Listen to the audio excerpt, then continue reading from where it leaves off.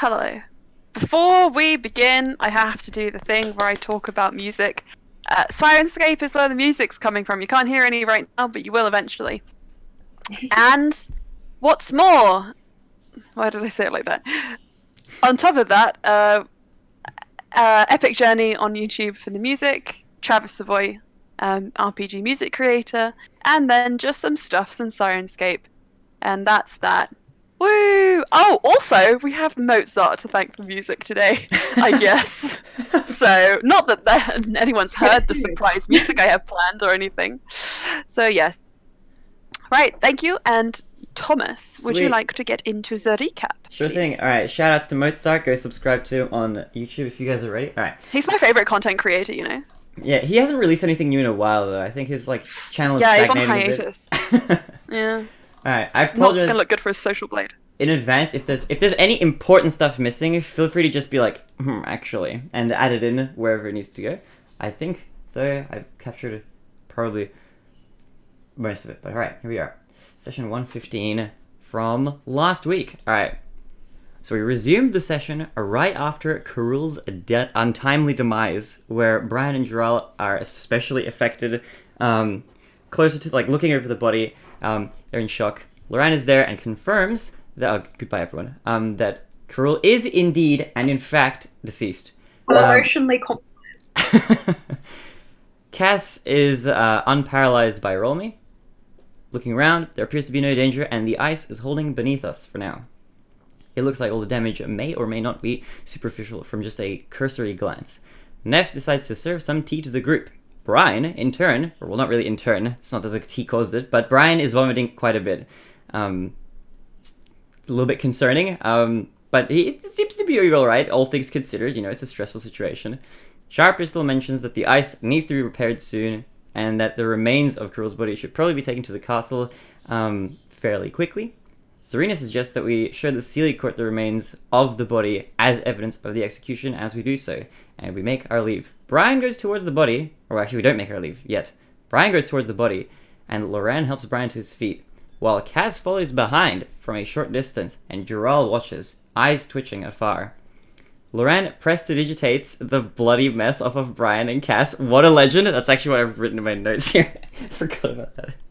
What a legend of prestidigitating the bloody mess off. Brian says that some of us should leave, and Sarazar prepares a carpet, but Jarrell doesn't budge and says he'll essentially have to be forced to leave the area. Brian, however, counters and says that it's Jarrell's choice. Neff gets on the carpet alongside Bluey, Sarazar, and Zarina. Cass, on the other hand, is deciding to stay with Brian, and Slia is right there standing by Jarrell. Jarrell admits that he's not ready to leave. Doesn't want to go. Brian, after a little bit of back and forth, turns into a bird and flutters away back towards the palace. Jarrell looks over to Rolmy and says that he's not leaving the body. He's gonna see it to the end. Cass sets up a floating disc in order to carry Karul's body back behind us as we make our way back as well on the carpet. Loran, on the other hand, decides to go his own way. Cass finds this a little bit strange. She's like, that's a little bit shady. What is this man planning on doing? But it might be the case of he's maybe trying to get back to the palace quicker. Maybe he's got some errands to run. Who knows? At this point, it's all a bit mysterious. Sharp Pistol then, like a really cool character, morphs into a giant eagle and flies around, not to fly back necessarily, but to look around and see what kind of damage has been caused. Brian lands on his journey and transforms back into his regular self once he reaches the palace, and heads promptly down to the dungeons. Neff, Bluey, Zarina, Sarazar all see Kev waiting as they make their way back, and he has made a mess of his sandwiches. Bluey tells him that Brian will be on his way as well, he's coming on his own, and asks him if there was any other damage that was done to the palace from the rumble that caused Kev to drop the food. Kev hasn't yet checked, but he asks about Karul, or the state of the execution, and what's happened. Kaz, Slia, Rolmy, and Jarrell all arrive on the big carpet with Karul's body, and we regroup. Kev's question is answered.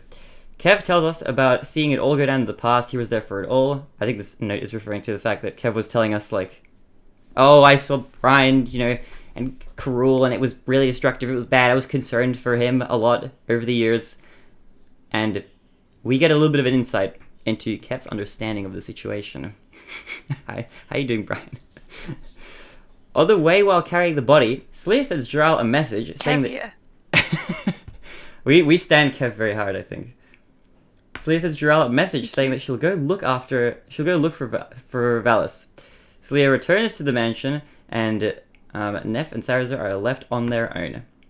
They have a nice bonding moment, and Neff tells Sarazar she's been feeling a bit weird, a little bit different since she died. They hug, and then they go make sandwiches for everyone to relieve Kev of some of that management stress. Brian manages to avoid running into anybody on his way down to the dungeons, where he does end up finding some structural damage, but he continues back to the place where Karul last was, looking for any traces of him left. There are some marks on the floor and some remnants of the ice barricades, some traces of skin and blood, and some abandoned ruins. Brian walks into the center and casts investiture of ice as the fire in him leaves. He sits down and chills out, both figuratively and literally, as he raises his hand to the door and freezes it completely. Brian has a little bit of a cry and a moment to himself.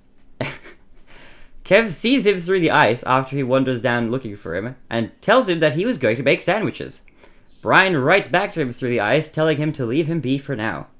Kev opens up about his understanding Your of Brian's... friend's having an emotional breakdown. You're like, I made sandwiches. I made sandwiches, dear! Brian, please! He was... You know exactly what Kev was trying to do. I adore Kev. He's a Boy.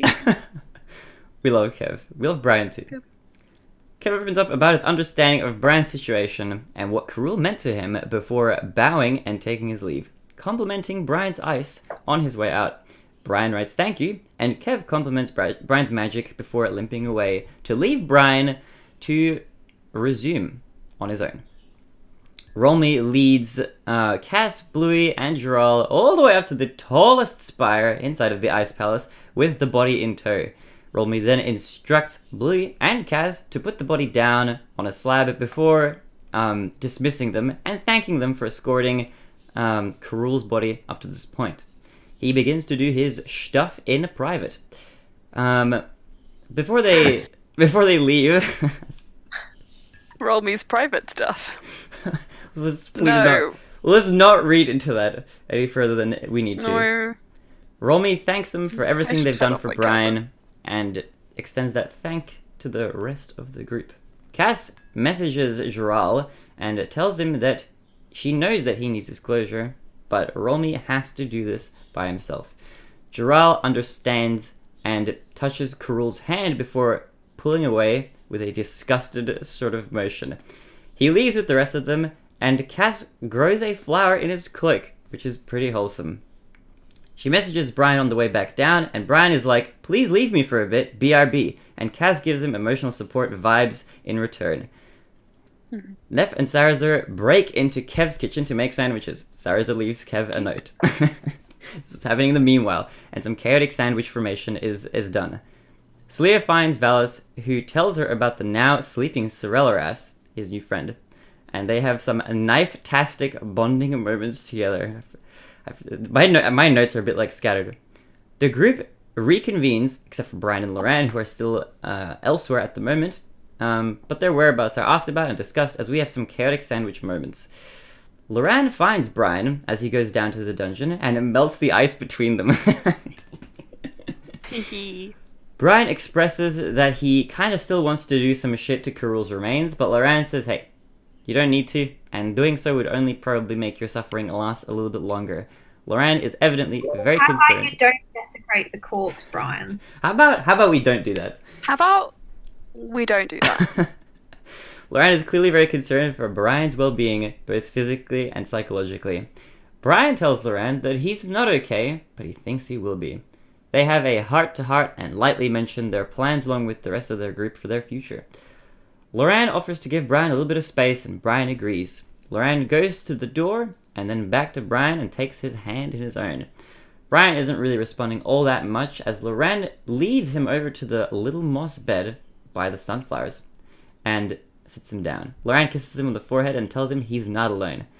Loran doesn't go far away from that point after leaving Brian to recover on the moss bed and sits outside of the mansion. Speaking of the mansion, back inside, we have an extensive sandwich sesh and discuss our plans in some extent, although mostly superficially, before we head to sleep. We settle in to go chill out and recover some spell slots as Neff and Bluey volunteer to take the first watch.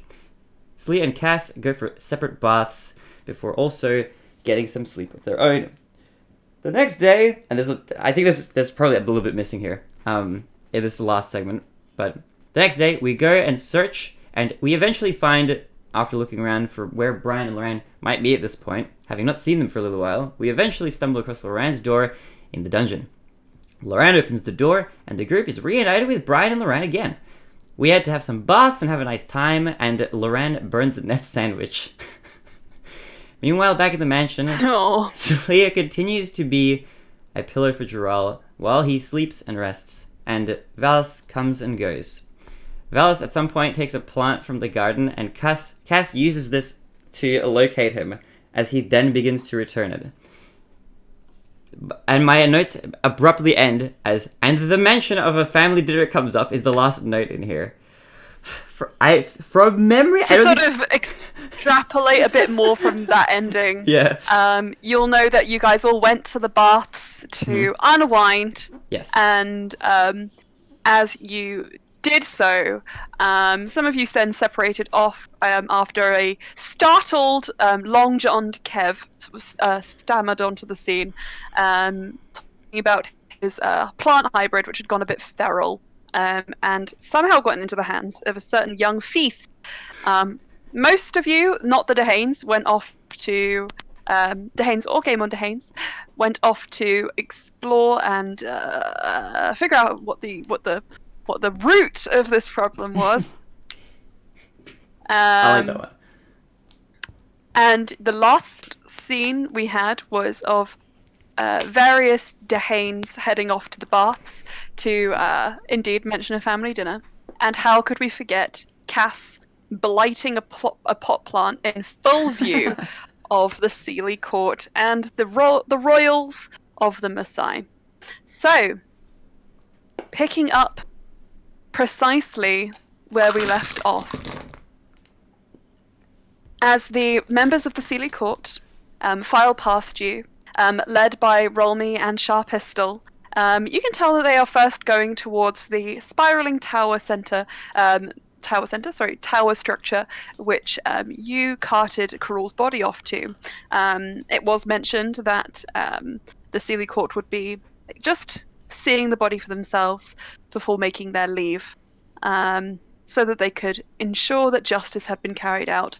They seem to be going on their way to do so, leaving you all, those of you in the halls, to your own devices. So, those of you who are not in the baths, you are faced with a startled Kev, still partially in their bathing clothes.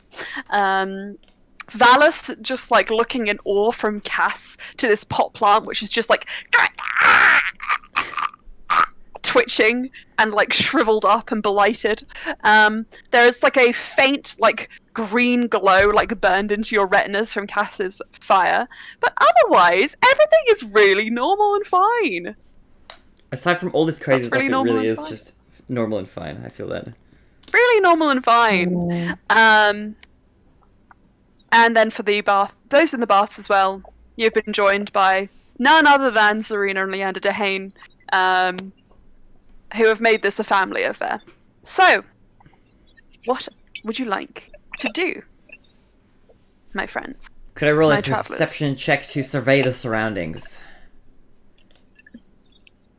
You may, yes, of course. That is cooked. That is worse than my cooked roll, but that's just the nature of this game. That is a 16. Anna, you're echoing a little bit. Sorry. A 16. Okay. That's right. Oops. A 16. So, as you look around the scene, you see that the Ice Palace is much unchanged from the last time you left it. Remembering that it's only been, well, a few hours or so, if that, since you returned from your a cat appears since you turned from your excursion off to kill Karul. There are still some areas where it looks like there is some superficial damage that has yet to be cleaned up. As you know, the sort of palace is running on a skeleton crew, so those who aren't here are those who are here are occupied with protection rather than cleanup duty at the moment. So some superficial damage, relatively empty. Not much has changed. Also, Lily, do you want to redo your camera? You've got galaxy brain going on at the moment for me. Oh. Thank you. It was like, from here, you were just like, pooh. Wee. Cool. I will keep that all in mind in case I might want to help out with cleaning a little bit later in that case. For sure. Oh. Anyone else? Yes. Kev is currently like out cold on the floor, right? Pretty much, yes. Could A I startled whimper, and then just like a ah, and it just falls to the ground. Slya's with us? Yes, Slya, you're here. All right. I think Slya Bluey- is no longer with us. I'm so sorry, Oh. guys. Aelin actually remade a new character. Oh God. Oh no. He Okay. spent all day and all night working on it after I told him of Slya's accidental demise. Sleeves Due unfortunately no longer to with us. Oh fuck! I a can't peanut believe you've done allergy this. from eating one of Kev's peanut butter sandwiches. What a way to go. So okay. sad. Bluey would Peanut. like to look to Slya in a sort of like anxious way, and then do a medicine check on Kev, like looking to them as if to say, I mean, I'm gonna try and check, but maybe so. Yeah, Blue wants to do a medicine check. Yeah. And Okay, so Bluey, seeing the anxious you look. may. Bluey seems to be pulling her very rudimentary soldier's kit, which is just like a very has a sort of very basic first aid situation. Maybe a couple of smelling salts she borrowed from you, a cat, and a cat known to cure all of life's ailments. As she's sort of like working with those, you can help just like lending a hand. As she pulls out just like a very like dark liquid, you're like, oh no, and you pull out a different one instead. Don't want to put them further to sleep. Chlorophyll is a bit dangerous. Oh, okay. Emma, was that chlorophyll chlorophyll. again? Shut your mouth. Chlorophyll would be good Fuck for it, here we plants, but go. not for anyone This else. is it. This is what I'm gonna do right now in game. Do you know what? Yeah. Chlorophyll has magical properties in this world. There you go. It can put you to sleep, or it can make you a green plant. It's just a roll of the dice. Hell Giving yeah. Brian a lot of power. Shh. It's only from We will all remember this. and only dragonborns have Flash this forward to us power. fighting the next boss. Brian, use the chlorophyll. Alstair's like, at last!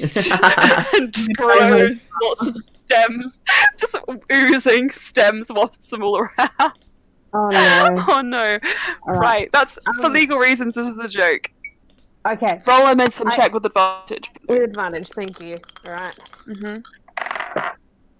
Also, my charger cable is.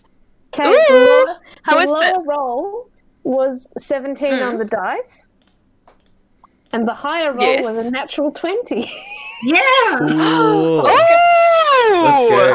I don't That's think such I've a good- ever seen oh, a it's so 20 good. on this dice. It's Amazing. always chip rolls. I'm so happy. Yay! You did it! Oh gosh. Aww! Wow. Okay. Okay. Okay. How's Kev? Just give me one moment. How is Kev? Yes. I'm sorry, my charger cable again. I need to get a new one. Oh god, this is not ideal. Sorry. Technology. Hang on, I'll camera off so that I can still describe all this.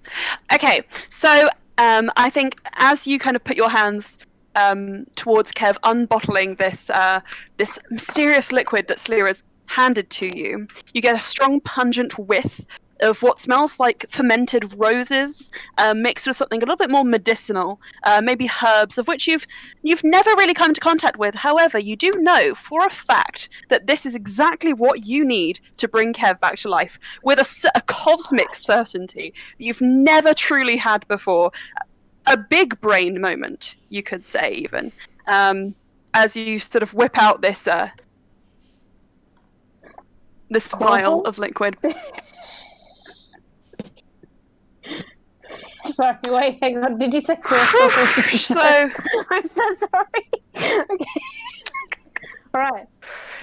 let me just throw away this intricately woven plot that I've crafted for you all and leave so the campaign. This is my last session. I'm leaving because I've been bullied by the players. No. It's the player's campaign now. We have taken over. Redistribute the DM. Oh no, my god. Do not redistribute. Kev wakes with a start. Oh. Okay. I wasn't expecting that to be you, Bluey. Oh, I mean, Slya helped by looking at me.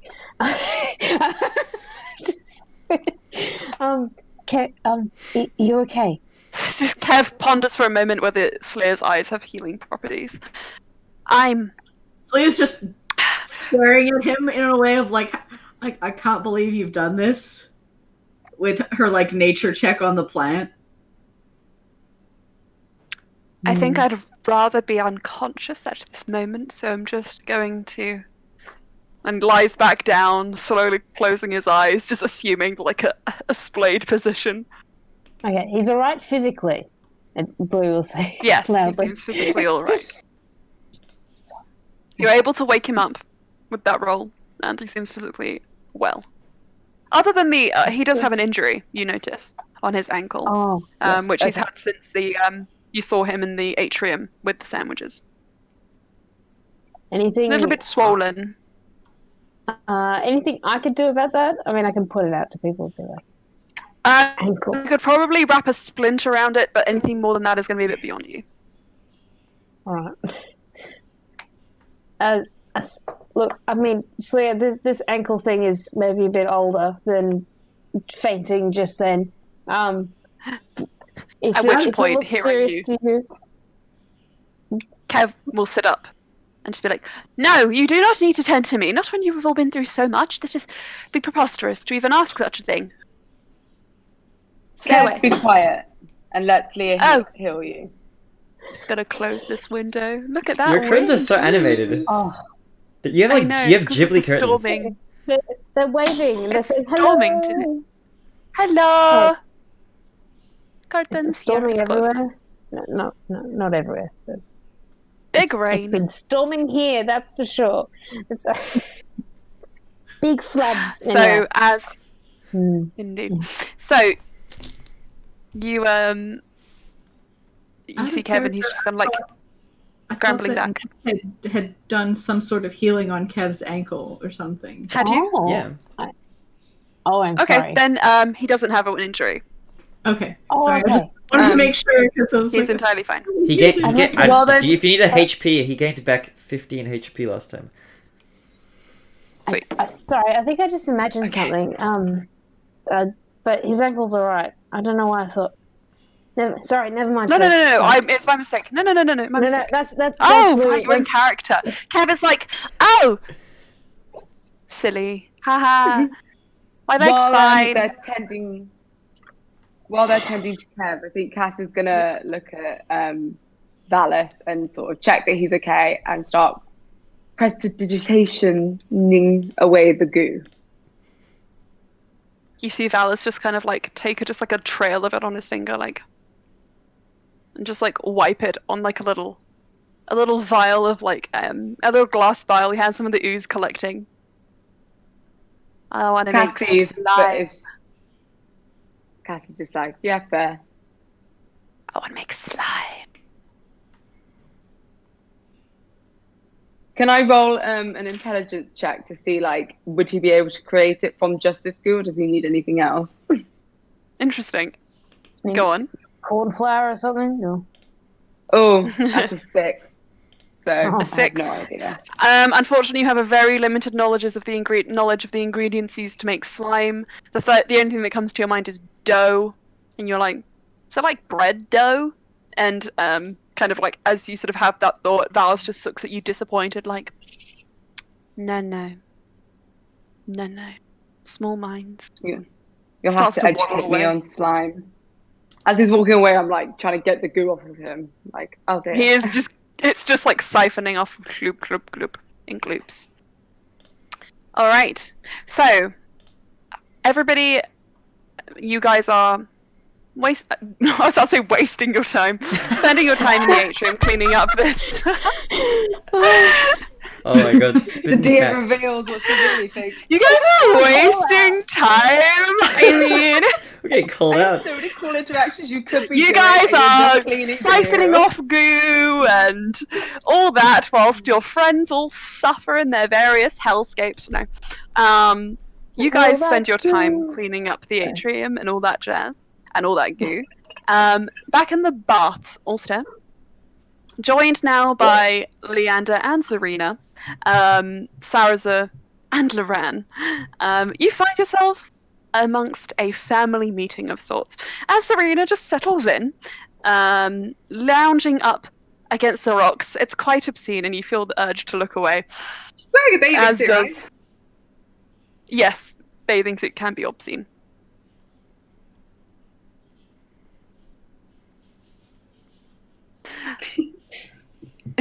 Look respectfully.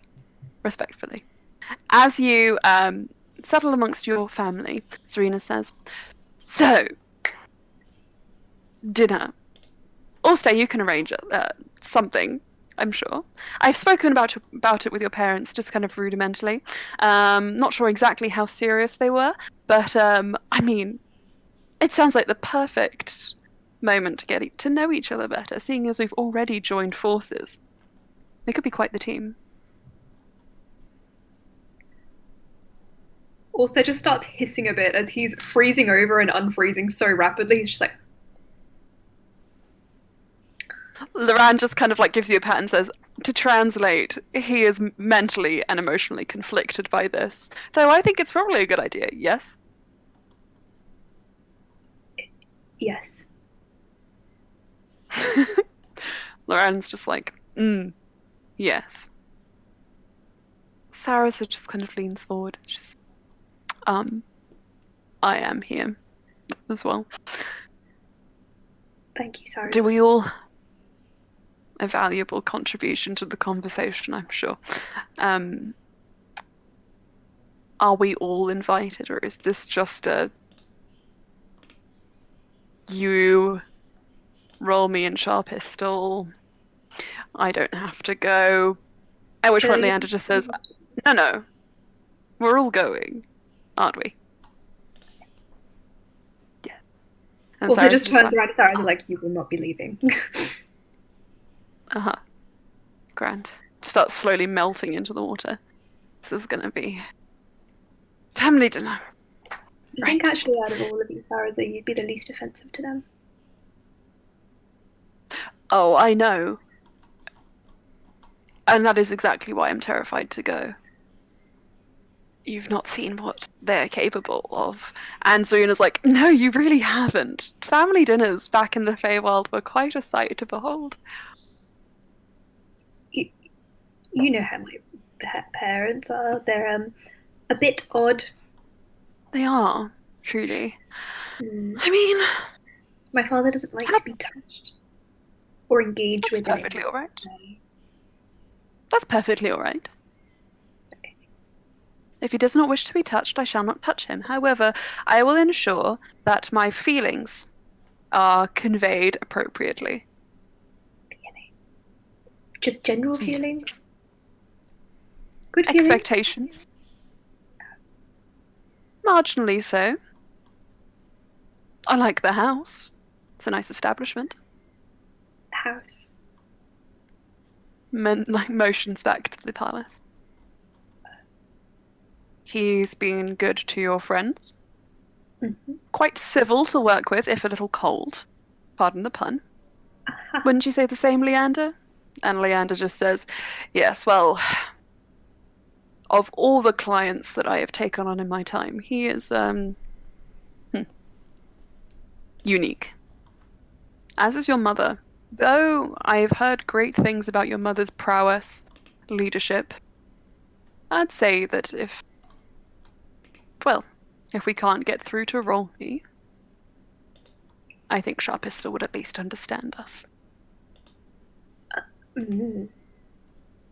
She can be very scary. She can be, Loranja says. And I also think it's important that we just see this all as a family unit. You know, no division, no separation, no playing games, winning one over or the other. We're just going to try and get along with everyone, isn't that right, Ulster? Ulster like looks between Zarina and Loran, just like, we're very amicable. At least I think I am.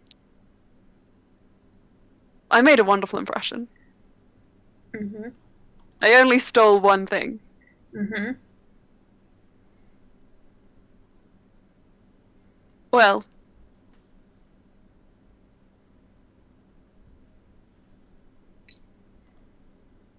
I haven't stolen anything else, I'm sure. At which point, Zarina's just like, well, I think no matter what happens, we'll all be fine. It's not like you can get divorced. Can we not get divorced? Try and unlatch from him. No, I don't want I to. dare you. Also resecures There you himself. go. Wonderful. My thesis was correct. But that's interesting. Does the spell not allow for divorces? What if you just decide you don't like each other after a few months? Ulster, I was mostly making a joke remarking on your current state of being. The spell does in fact allow for divorce. That would be horrifying. Nobody would get married if there wasn't the opportunity to escape. I don't want Isn't the that right, opportunity. Leander?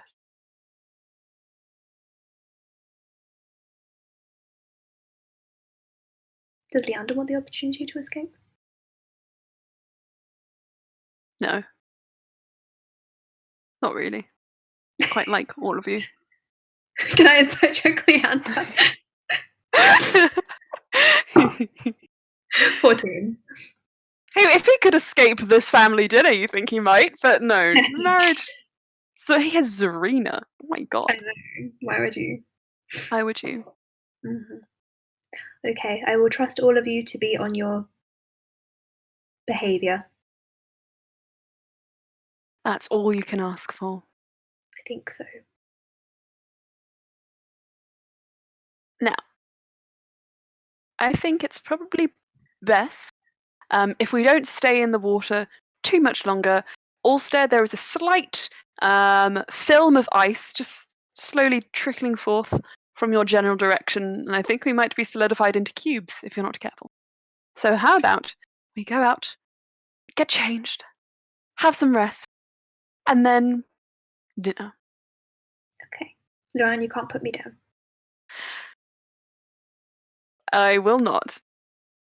I will hold you as long as you need. At which point, Loran just starts heaving himself out of the water and just like koala'd onto his side. You go with him. All right. I'll say that you guys get changed, get ready fairly quickly, and you can meet up with the others back in the atrium as they were having their discussions. You do find a Kev pretending to be passed out on the floor. You see Valus covered in gloop, which Cass is just slowly summoning from his back.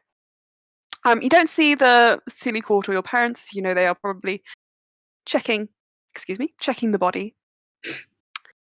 But otherwise, you're all reunited and you are able to do whatever it is you wish. So,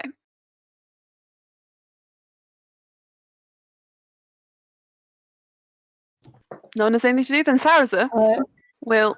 Slayer? Were we all invited to family dinner, just to clarify this? Yes. Okay. I need to go to the do. I'll be back. Nobody was excluded from the... That's okay. Sirenscape is music at the moment because I forgot to put it on. Again. Oh. There we go. That'll do. How's that?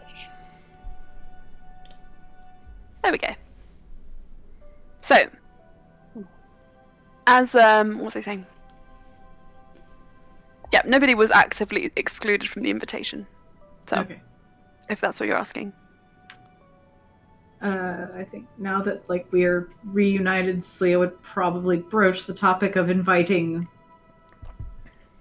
our friend from the mansion who can destroy Karul's hourglass from or to family dinner Okay. if possible. Okay, and how do you bring that up? Zarina Leander are here. Sarah's and Loran Ulster. Hold the group together. I think she's probably going to basically approach the game on Dehane group as they arrive.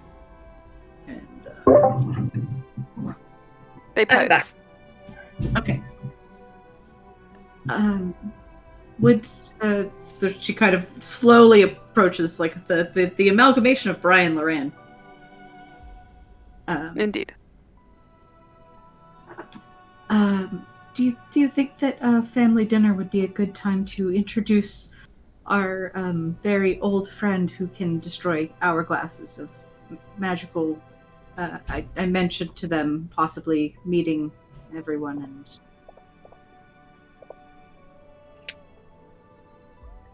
Might not have another chance.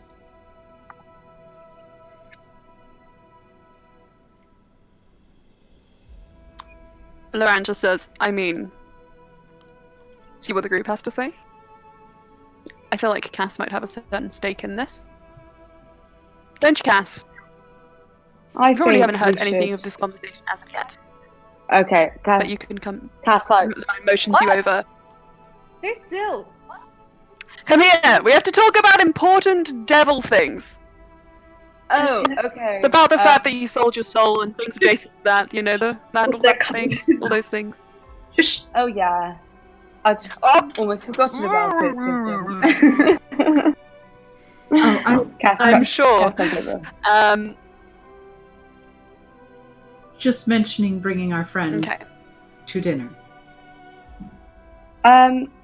That sounds like possibly a pretty good idea, seeing as we should get moving on the whole contract thing. Mainly cruel, but mine would be a nicer addition fairly soon. Oh, and maybe seeing if they can destroy the hourglass. Yes. I think that would also be. So part of Cass is like, I'd quite like that hourglass. But she's also like, probably not the best idea. I'll insight check classes. 21. I mean, it's literally just that thought, like, I could probably attune to it, but it will Also just probably reaches backfire. Reaches out to Cass, pokes her forehead, lets it freeze a little bit, then let's go. I will hurt you. Cass is that. For me? He will. Leander just peeks his head in between your huddle and just says, why are we scheming? What is happening? Hello. We want to bring the dragon to dinner. Sounds good. You want to bring the dragon to dinner? Parents wanted to meet them, so I just thought that was a good idea. Hmm. Looks over to Zarina. Have we met this dragon yet? And Zarina's like, dragon? Oh, another one? It's been a while since I've seen a dragon. They're very Don't nice. think we have. Leander says, oh well, Well, that I take your word for it. scaly cat is out of the Not the bag. stories of dragons that I've read. Yeah, Cass is like, oh, I didn't think we were necessarily saying exactly who Relaris was. Looks to Brian and is like, Brian's going through some stuff. Yeah. Oh yeah, hence why Leander was mentioned the dragon thing. Leander just says, so Don't tell anyone. I am curious as I had no intentions of it. I am curious as to how you came into acquaintance of a dragon, but hey, don't we all have strange acquaintances? Yes, Way and special. Well, regardless, Serena. Like, Everyone so I looks to think- Ness like, yes. Many Slya, what did you say, sorry? that story will make for a good table chat. Mm. How we Add it came to my across the dragon. collection. Well, I'd say it'd probably be fine, but I'm not the host. Yet another guest. So, Ulster, do your parents know that this is a dragon coming to tea? No. Interesting.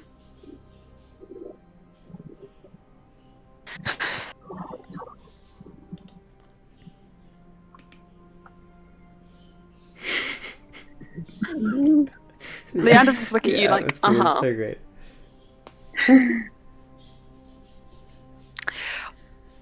Do you think maybe it might be good to bring that up beforehand?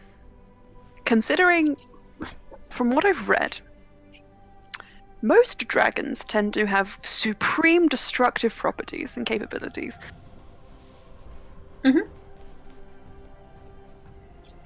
Also, having them aware before they go on flights over the landscape might be a good idea too.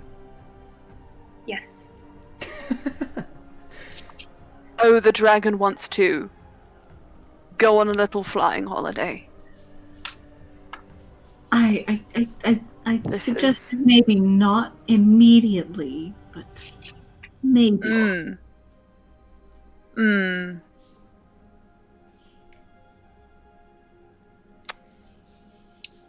You know, I've had dinner with stranger acquaintances. This is probably fine. Maybe tell your parents, but to be honest, And Leander just kind of like looks at Zarina like, it could be funny. And Zarina said, it could be hilarious. I think it's fine.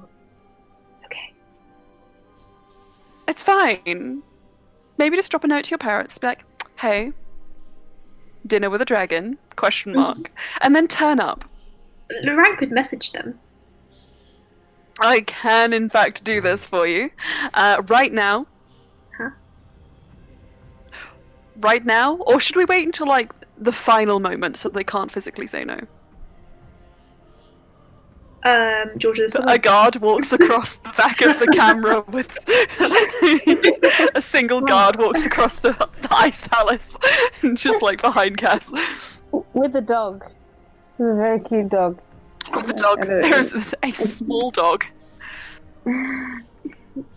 Maybe message them an hour before? Perfect. Who could say no to that? Right then, I'm going to go and get changed into something more dinner friendly. It sounds like a great I'd idea. say we should all dress to the nines, just for fun. All Just- stare. We're all in Dress swimmers up, at the dress moment, aren't we? You're all basically, you know how like there are like spas where you have your swimsuits and then you have like a robe that you can put on over the top. You're basically in like high fantasy like spa robes, which I think is fun. Well, it says tucked under the spa robe, just secured. He's like, yeah. Also, you might have to detach to go and speak to your parents. But I don't want to detach. Okay, well, I'm sure this will be fine then. We will go speak to the parents, everyone else. I happen to know that there is a haberdasher's, a tailor's in the Ice Palace itself. I'm sure they have plenty of clothes, whatever you might need. Ulster, I hope you don't mind me offering that up on your behalf. No. Good. Wonderful. haberdashery. And I think, Lauren, you can make us some little clothes, some little hats, accessories. I have an outfit Yes. idea in mind. It's so Perfect. cute. I do want to hear what your outfit ideas are. I posted it in the chat. Oh gosh. Oh, yes. Aw, that is cute. Oh, it's cute. I saw this a little while ago. I was like, Yes! halfling Neff, yes. Aww. Adorable. She's so tiny now. I love it. It's so cute. So cute. So cute. I could make a dress like that. You could do a that'd Neff be quite easy to cosplay. Oh my god. I mean, I would make it for people, but I mean, I could. You know what would be a fun idea? Anyway, is if next time we so, cosplay as guys- each other's characters. Oh shit. That could be fun. This could kind of be a Danielle cosplay, somewhat. You know, princessy, very fluffy. Oh, that'd be fun. Yes, if we can do casual cosplay again, definitely. So you guys can go and get ready for family dinner, as you like. Kev slowly sits up when he hears you all starting to leave. Like, yes, this is good. Stands. Holster, you've attached to your husband. He's keeping me from freezing over. He's very hot. Would you like a sandwich? Is it a hot Kev sandwich? struggles internally for a moment. Well, that was what I was going to say. If I make you a nice hot meal, it might keep your insides warm. That sounds very nice. Thank you, Kev. I will bring it to you. Would anybody like to assist me? No? Okay, I'll go. And Kev starts walking away by himself. Oh, no, if Kev looks like he needs assistance, maybe after like Bluey, would you like? Bluey changes, maybe that'll be a first Sure, okay. destination. Yeah. I'll keep that in mind. Sure. Alright, Ulster and Loran, you head off one direction. The rest of you head off the other to go and get changed. I'll just do Ulster and Loran very quickly. You head up to the tallest tower where you know the body viewing is probably happening. Loran stops short of going all the way up and sends a message, you can tell, as he just kind of like traces rune in the air. At which point, maybe about 5 minutes later, Roll Me and Sharpest still come down. Actually, no, they probably wouldn't have left the body completely unattended. So probably just Sharpest still comes down. And she just looks at you, the two of you expectantly, like, can I assist you? At which point Lauren looks at you all stare and then says, just wanted you to know that we are making plans for family dinner. We've sort of said that everyone can come. That's fine. Yes. I feel weird asking this, but I know that Ulster is... You're doing great. How are you, Ulster? Thank you. Ulster's like got little snowflakes just And around his head. Sharpest just looks at Ulster and is like, I understand. I suppose we can set up a children's table for them. Okay. Leave the preparations to us, and let's assemble in, say, 2 hours. It's a little early, but we can make it a late lunch. Would you prefer Okay. 3? What the original time is fine. Also like scrambles up to Lauren's ear. Do we say the thing about the thing now, or do that for later?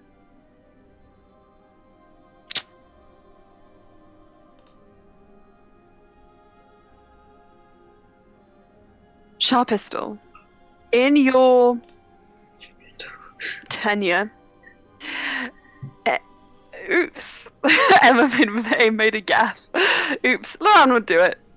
Sharpie. Nah. Sharpistol's like... In your tenure as monarch, I'm sure you've met many a strange person or peoples. One of those will be coming this evening. This afternoon, lunchtime, to dinner, brunch, late lunch. They may or may not be, but it's most likely the former. They may, in fact, be a dragon. Now, I have to go.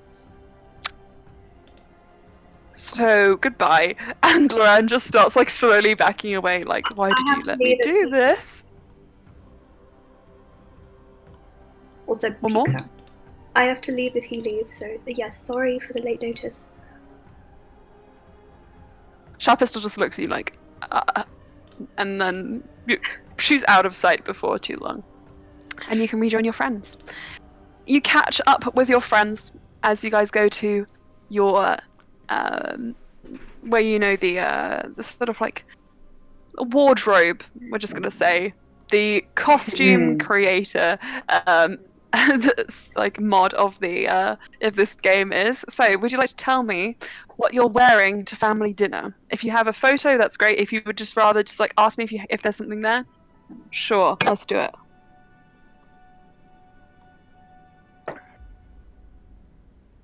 We know what Neff's got. Neff's got a cottagecore gingham frilly number, which looks adorable on her little halfling form. Oh. She's just waddling around happily. Slayer, what are you going for? Um, Aww. Like a little Animal Crossing character. Kind of, yeah.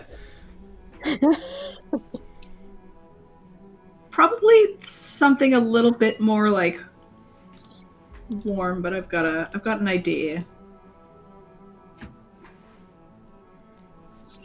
I say warm, but like more covered than like usual. Ooh, but... stylish.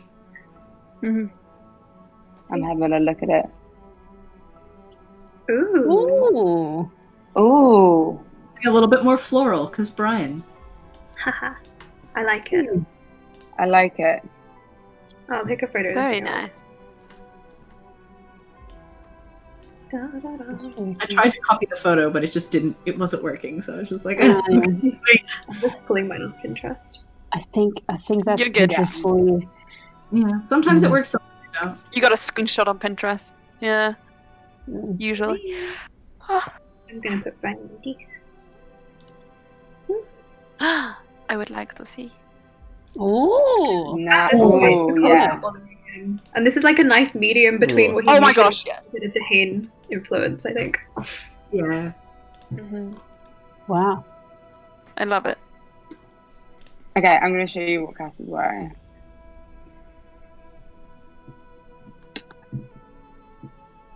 Oh. We'll send it in a sec. I love that people on the stream are just like, we can't see these things. Mm. Yeah, it's like, this isn't fair, guys. This is for us. I mean, I could screen share if you wanted. I could be like, We could just describe it. I'm sure it's okay. We can... Yep, for sure. Hang on.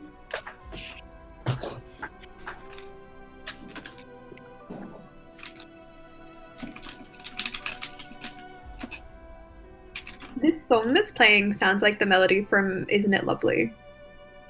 A little bit. can't hear it still. Oh, a little bit, yeah. Alright. Oh. I love that song.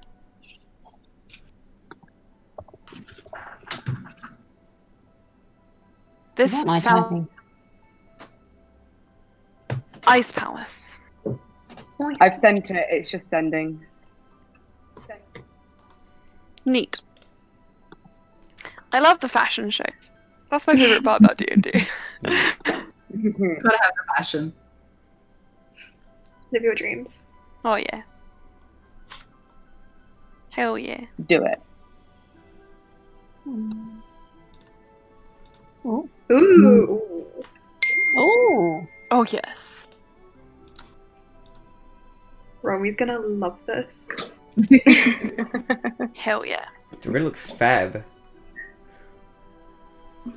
It's gonna be Gonna great. look sexy. We're just they're a cultural reset, this whole group. What's the Ran wearing? That's what we also want to know. Yeah, it's true. I mean, I feel like there is no photo that could truly encapture his vibes. Also, I feel like a lot of the clothes he would wear are like they're Yeah, all babe. like female models. So I mean, I will find one eventually. But I'll just describe it if you guys are okay with this. Okay. Bluey? I've tried looking up something for inspiration. I'm not sure it's coming to me now. I'm just thinking of a similar thing that, like, Bluey wore to Brian and Loran's wedding, except probably a bit more covered up and a bit less extravagant. Sort of like Gotcha. nice black pants, like trousers, and then like a white shirt. Probably long sleeve. I don't know, something Very like nice. that. Yeah, I like it. the flower. Okay, thing. I think I found some vibes.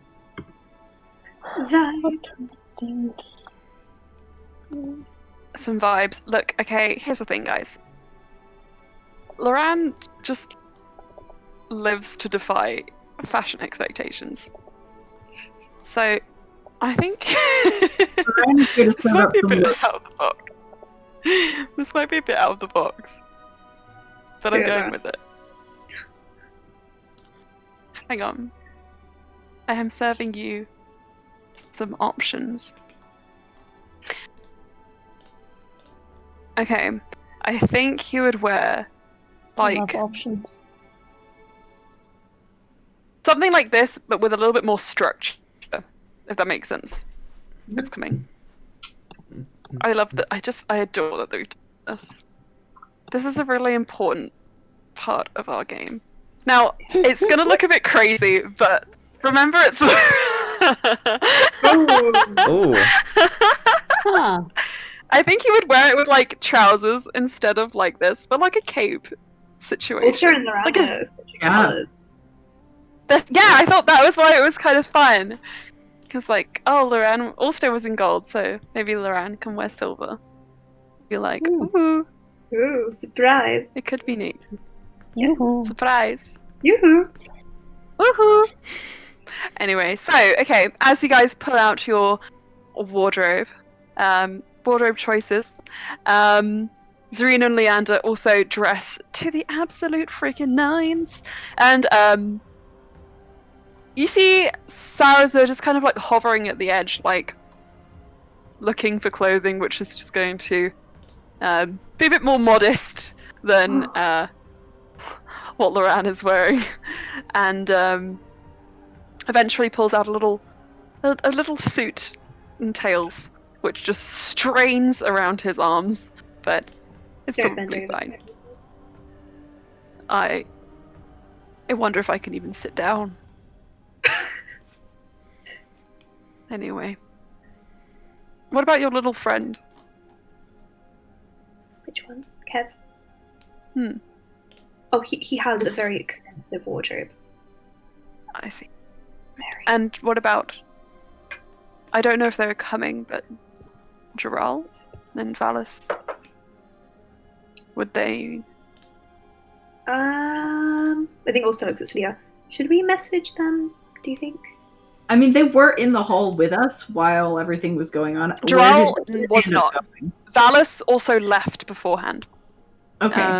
So they They don't know that the preparations or anything have started. They just heard Valis would have heard passing mention of dinner, but Yeah. I'll go check on them since I should let Sorelleras know the other half of that. Okay. So yeah, Slia just scoots on out in fancy dress. you see Sarasa just go through and just pull out a very tiny jacket. Also, that probably was once one of yours. A very small jacket and trousers. And he just looks at it like, this will fit. This will fit a 10-year-old. Oh, Right. those were mine when I was 16. Sarasa just looks at you like, I'm not surprised. Also just blinks and his tears start filling over. Sarah's just like,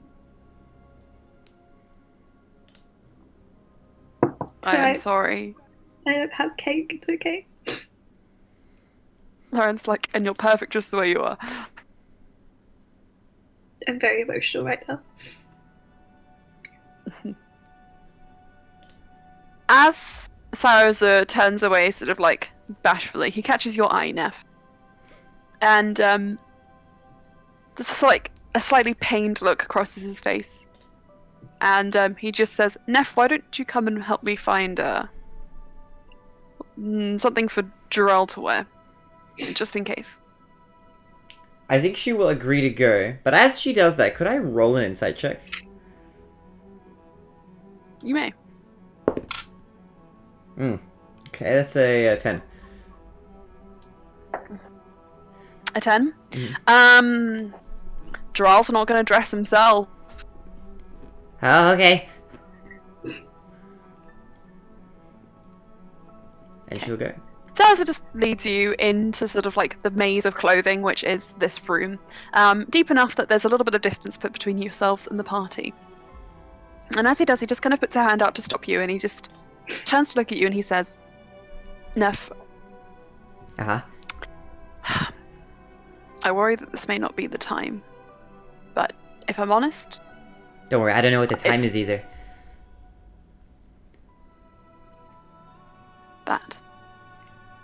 Exactly that right there. Uh-huh. What? That is why we're here.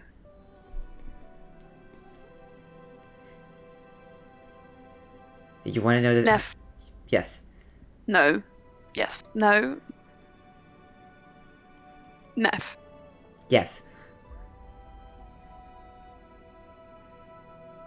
a lot has changed Mm-hmm. recently. That might be a bit of an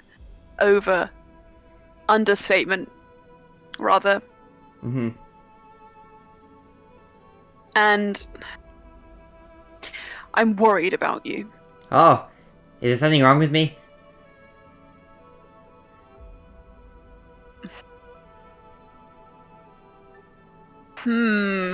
You ask difficult questions of me.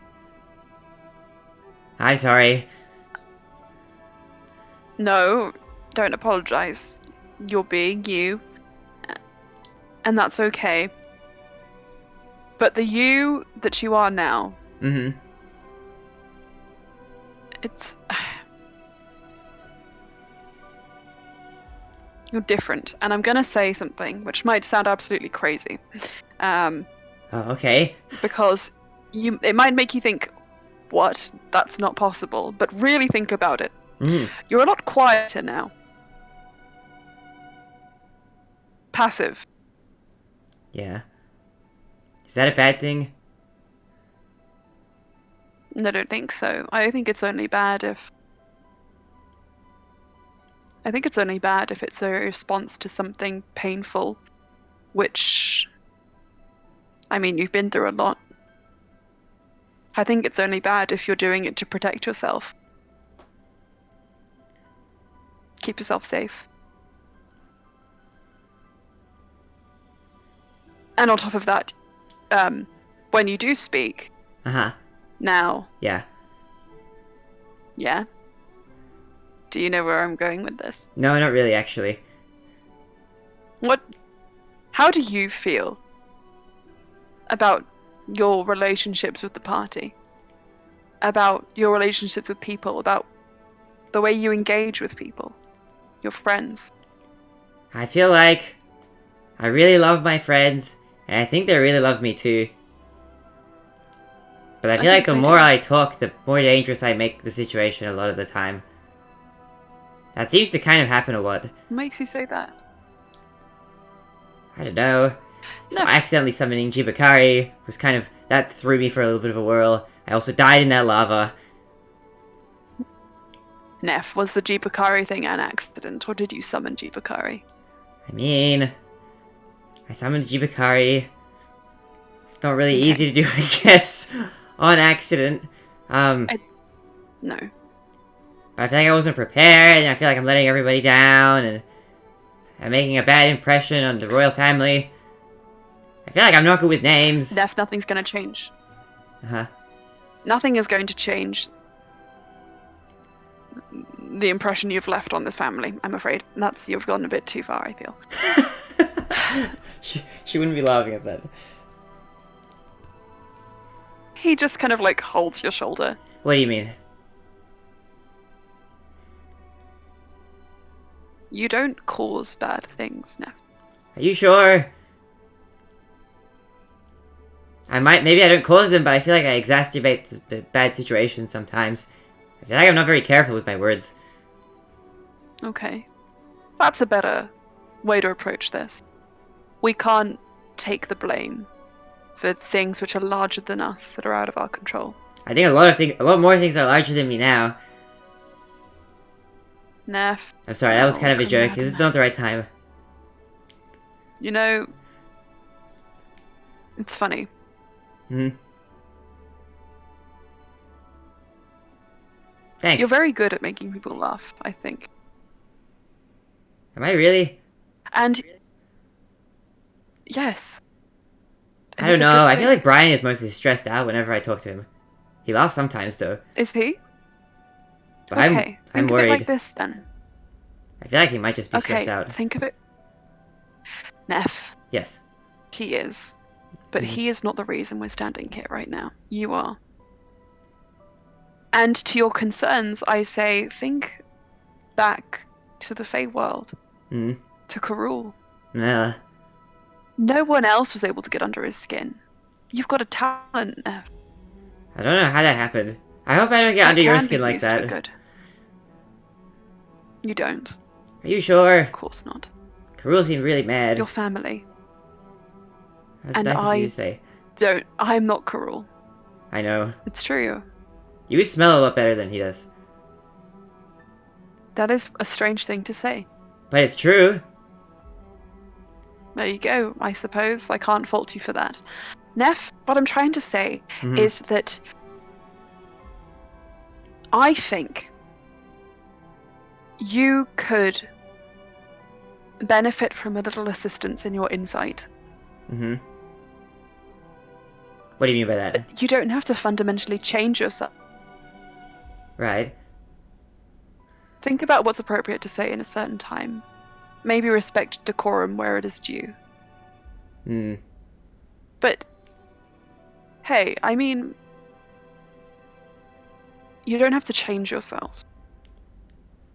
So long as you, Yeah. so long as you're happy in yourself and you're acting the way you are on your own terms and not as a trauma response. I don't know if I'm traumatized. I mean, you died, so probably yes. Maybe I'm a little bit traumatized. I'm traumatized. I think we all might be a little bit now. For various reasons. For ongoing reasons as A well. little bit. I don't know. It seems Neff, like... you divert the conversation.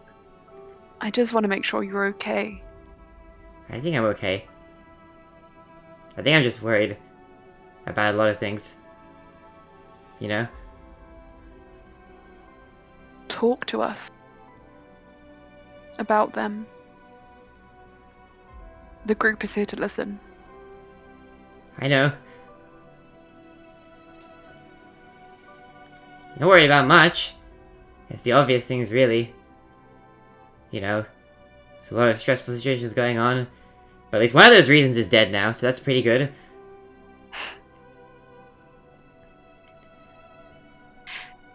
That is very good. Neff, Hmm. if you're worried about leaving a bad impression, there are going to be people who don't like us. There are going to be people who get along very well with us. But you can't change how someone thinks of you. Some people are just I guess. determined to back away or find the worst in someone. That might be true. If there are... In the case of the royals, maybe you were a little excited to meet them. I was pretty excited to meet Maybe you lacked decorum once or twice. them. What does that word many mean, decorum? times. Is that like being polite? Manners, yes. Oh, okay. I think I'm really bad with that. I think that's something we can work on. Okay. Where do we start? Titles. Titles. rather than calling the king roll me. I realized that was Majesty. bad, yeah. Your Majesty. Probably good. I think if I repeat it in my head, I'll remember it. I'm sure. I'm sure. Sip. Sarasa takes a drink of tea. Right. I'm glad we had this talk. Here are the takeaways. Mhm. Work on your manners. Mhm. You don't have to fundamentally change yourself to please anyone, only to please yourself and be happy. Mm. And the third one is if you have worries, you can talk to the party. Okay. And none of us will judge you. You died, Neff. And that's not something that's so easy to get past for everyone. Knowing that you think on it, knowing how you feel about it might help. Maybe. It helps me. And he just kind of like holds your shoulders and pulls you in for a hug. A hug You're very back. small, Neff. Hey, He's like kind Sarah. of lifting you off the ground, like, yes. I miss my horn and tails. A little bit. Let's talk to Loran. See what he can do. No, you have a beard now. Oh, that's just a magical That's one. something. Indeed. It's good for disguising.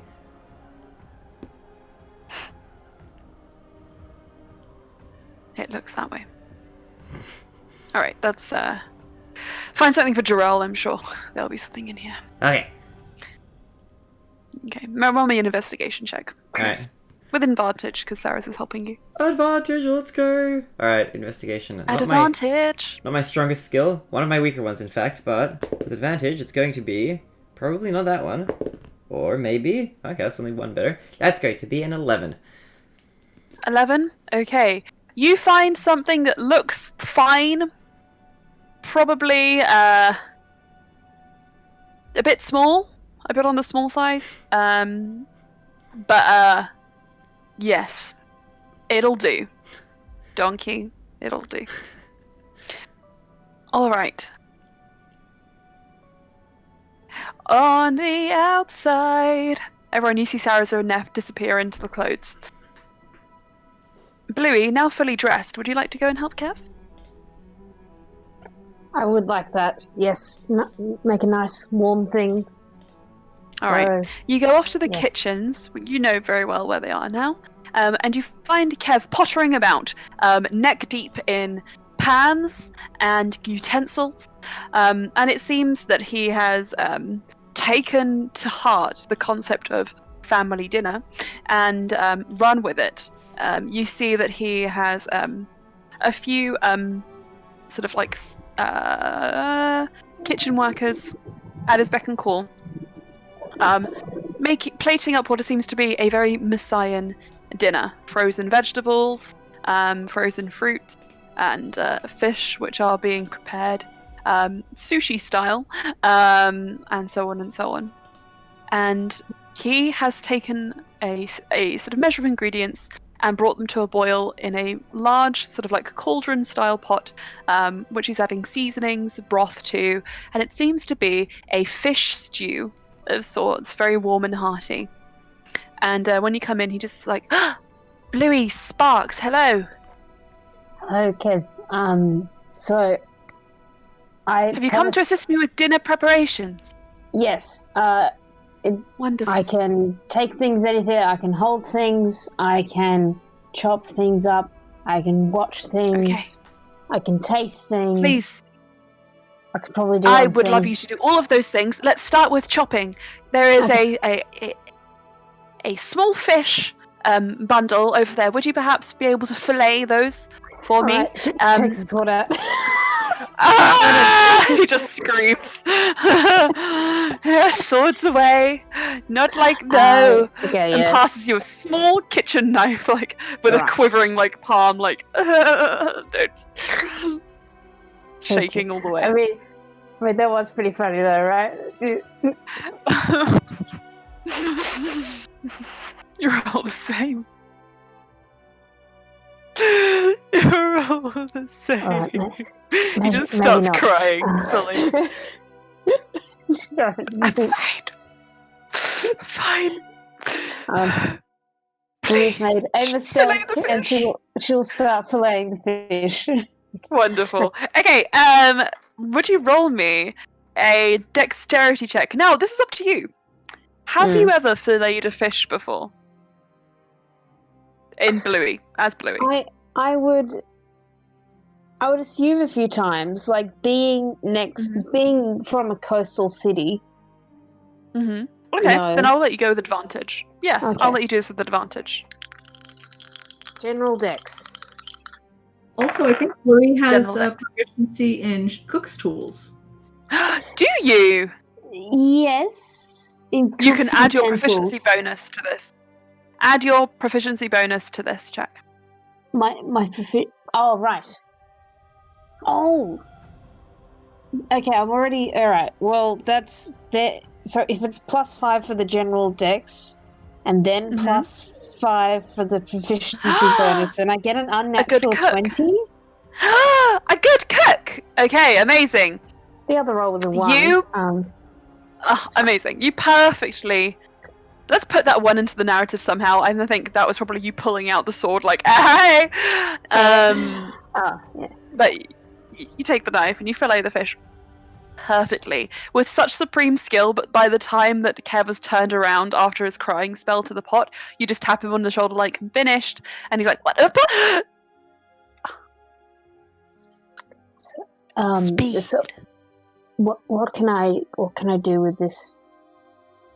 We will braise it in the pot on a slow cook for the next hour or two. Then it should just like fall apart into the broths. So it'll be quite delicious. But you could carry up some cutlery, and some strong fillet fish. He seems just enraptured by your skills in the culinary skills, and is just like trailing off every now and again, like things that the culinary ventures we could forge. Looks at you like with an entrepreneurial smile, like, no. So is There are this places here. light novel material, like side story one day? Like Hell yeah! published- This is the cooking know. side show where they Alright. travel around the Maasai and they have a cooking show. It's Oh my great. god. Amazing. So Cutlery. you after Kev sort of like explains to you the table setup, you're instructed to take up some tableware to the sort of the great hall, where there will be the meal will be held. So just make me a strength check. That's just rudimentary, but you're taking some fairly heavy plates up. General strength check. I mean, I'm smugging now, but like, if this is a bad roll, anyway. Yeah. 14. 14. I like. Okay. Okay. 14. Okay. It pleases Emma. 14 for the. I Sorry. like the 14s. So for the 14, what's fun is that you do slip every now and again, but you're able to just like balance the plates enough that you just kind of like wobble around. Kev is ever present in this castle, and he seems to pop out of the most bizarre places. And there is a point where he just spies you as you're like, whoa, wobbling around, and you do hear him hit the floor as he faints, probably once more. But you make it there in one piece, just about. One plate does kind of like hit the ground and roll across the floor, and you're like, for a moment, and you just stand very still. And then as it comes to like a boom, boom, boom, boom, boom, boom, you realize it's intact and you're okay. Okay, so you can neatly plate the table. Alright. Do you remember the positioning? Oh no. Do I remember the positioning of? Is this like the last meal that we had, where Brian turned into 3 people or something? Or... Well, that here's the one? thing. I'm just trying to gauge. Everybody has problems when it comes to the placement of the tiny forks and the big forks. And Bluey, if well, that's a Bluey, problem that you no. also have, I'll need you to roll me another. Yep.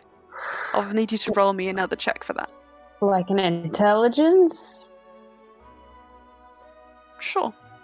Okay. I feel like she should. Just, I don't know, just in case. That's an 11. 11. Pretty sure you got it right.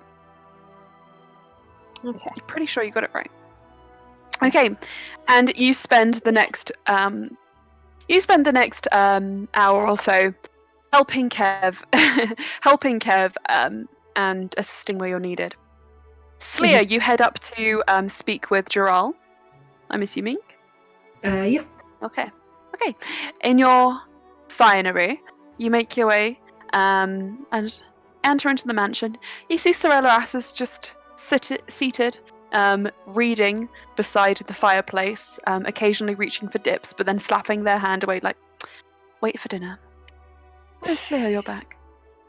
Yes. Everyone's starting to get ready for dinner. And I am welcomed? Oh, Yes. wonderful. A The function. I haven't had one of those in a while. the dragon secret may have slipped out just a little bit early. Just so you're aware.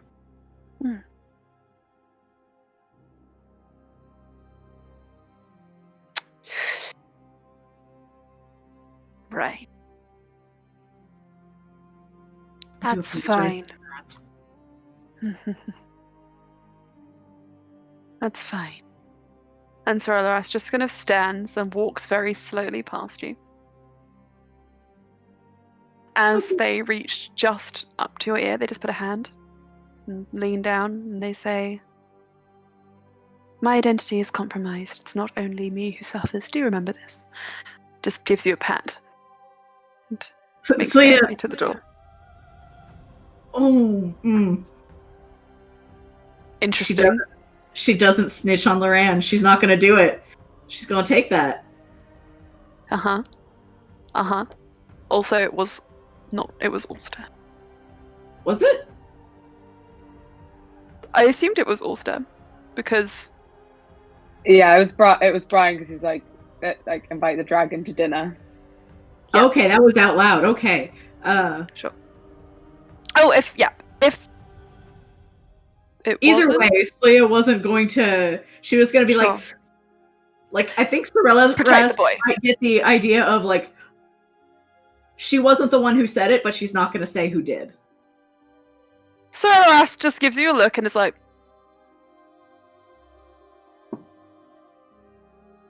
and waits, heads to the door. Anything more to report? Nope, just that you are expected and welcome. Thank you. Your associates are upstairs.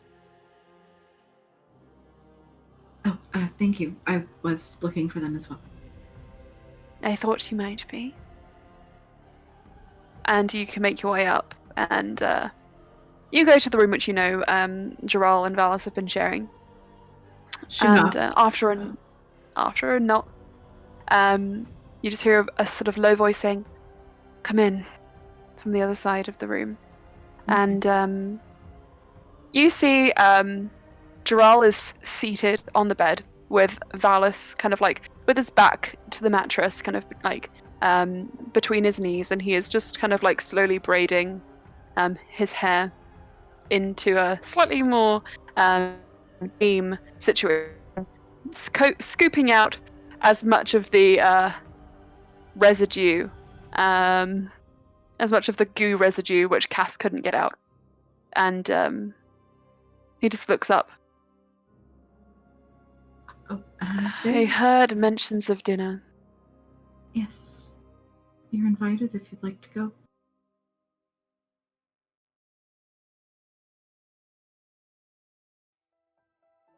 I I don't think I should. Should or don't want to? I don't think I can. Valis. And Valis just kind of looks up like, hello. You go enjoy yourself. I'll stay here.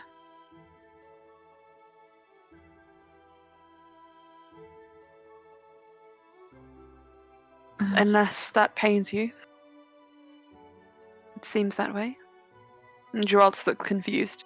Slya just kind of looks to Valis and says, would you, if you'd like to go, I'm sure that the others can get you all ready. I want to wear a gorilla costume or something. And he just is like, yeah, or one of those big T-Rex suits. And just rushes out the room. Dress up. And rushes off, leaving you and Geralt alone. What's wrong?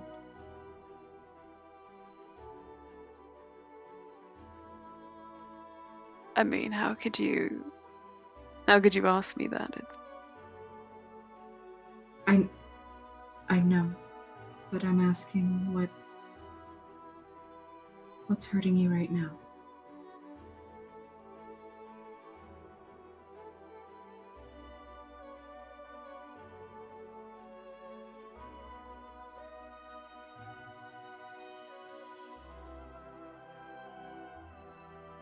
If I go,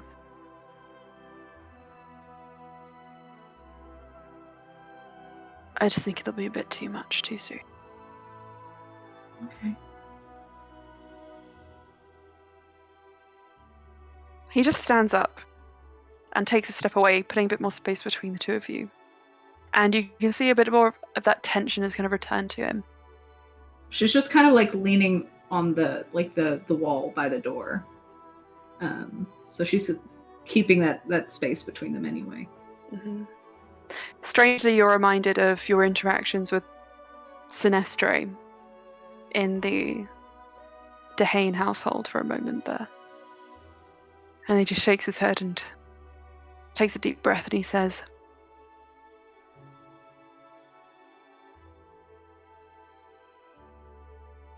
Alstair helped me because I suffered how he suffered. You helped me.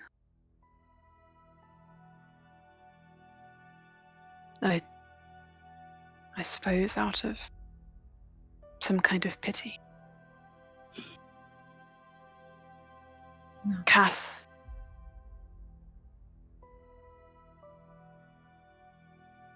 Cass takes care of my son, I suppose. Teaches him. Helps him. Neff and Bluey as well.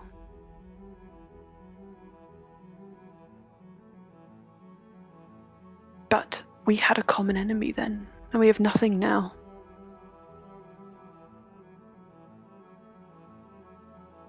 So I don't know what I'm still doing here. Do you really think that I only helped you? That I helped you because it was pity?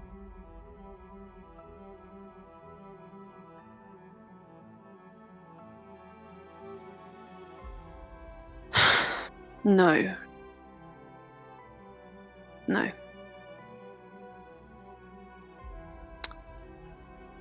You opened my eyes and changed me. I'm gonna call it for the better.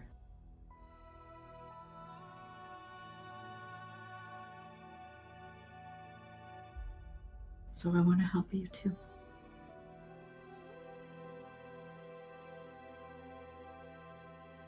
You're all far too good. For all the beheadings you do. I wasn't. And the lightings. Whee!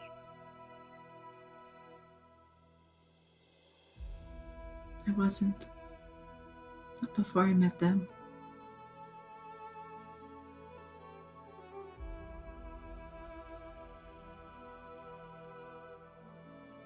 How awful were you then?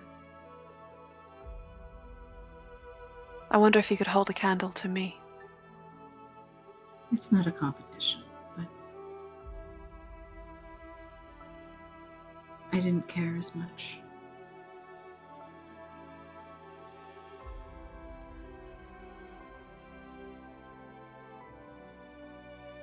I suppose I cared too much.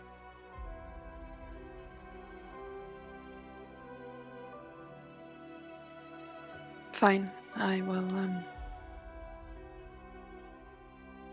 at least not flee in the night. I can promise you that. If I ever leave, I will let you know beforehand. Thank you. But I'll bring you something back. yes. And if you have a moment,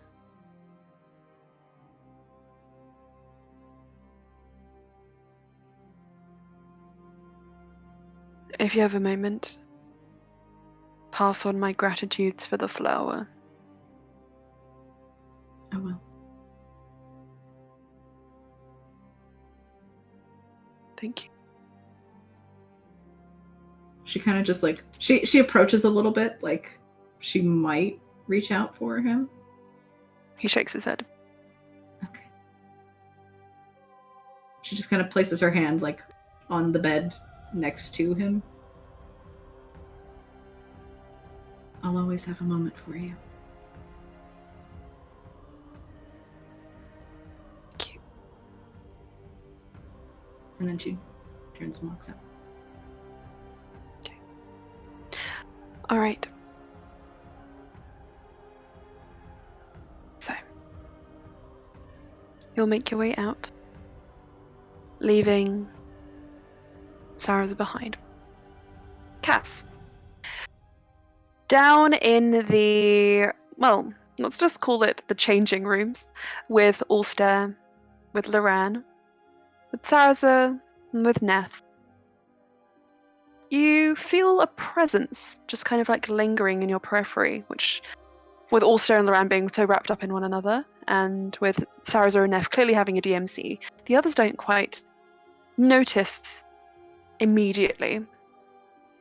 And you kind of like look, and you just see this kind of like standing like this in the entryway, a very small figure who you recognize. And Valus stomps into the scene. Immediately gravitates for you. Oh, hello. Cass. Are we looking for an outfit? Yeah, I'm coming to dinner. I want to Of dress course up you are. as some kind of creature. I like gorillas. I like T-Rex costumes. I have never dressed up formally before, so I don't know if I need like a bow tie or something like that to go along with the costume.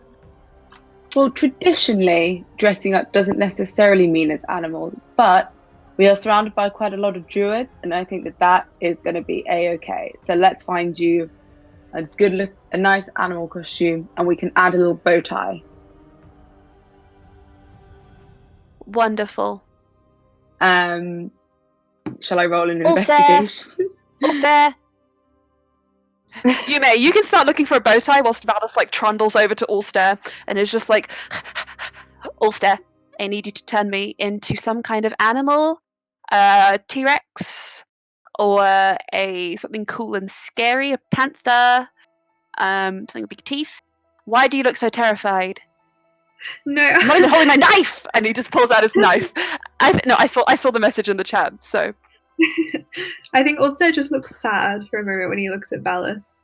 Like he's gonna reach out, like he's about to like pat him, and he's like, "Oh, if I touch you, it will be very cold." he like grabs your hand. Haha.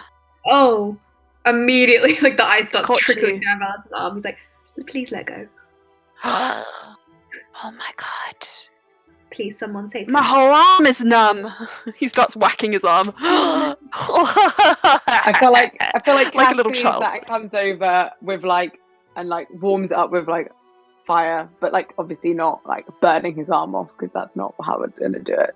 Just like warms her hands. Cass, you're a druid too. No, not a druid, just someone with some spells. Yes. But is your father not going to be joining us, Valis? He had a very serious conversation with Slya, so I don't know. He's always quite sad, so I assume not. Okay, I might pop in to see him just before dinner then, if everyone is okay with that. I will probably I mean, come to I don't see why he would conclusion object. that the man will need to fix that.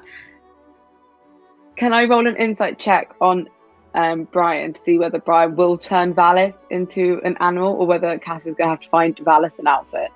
Oh, you can just ask Brian. Yeah, or I could ask. Before you go, Brian, are you going to transform Valis into something with teeth, or should I come up with an outfit idea? Teeth. I want like Does his he- fangs like this. Does he really want to be an animal? I feel somehow my father would not approve of that use of magic. How about this, Valis? We Got it.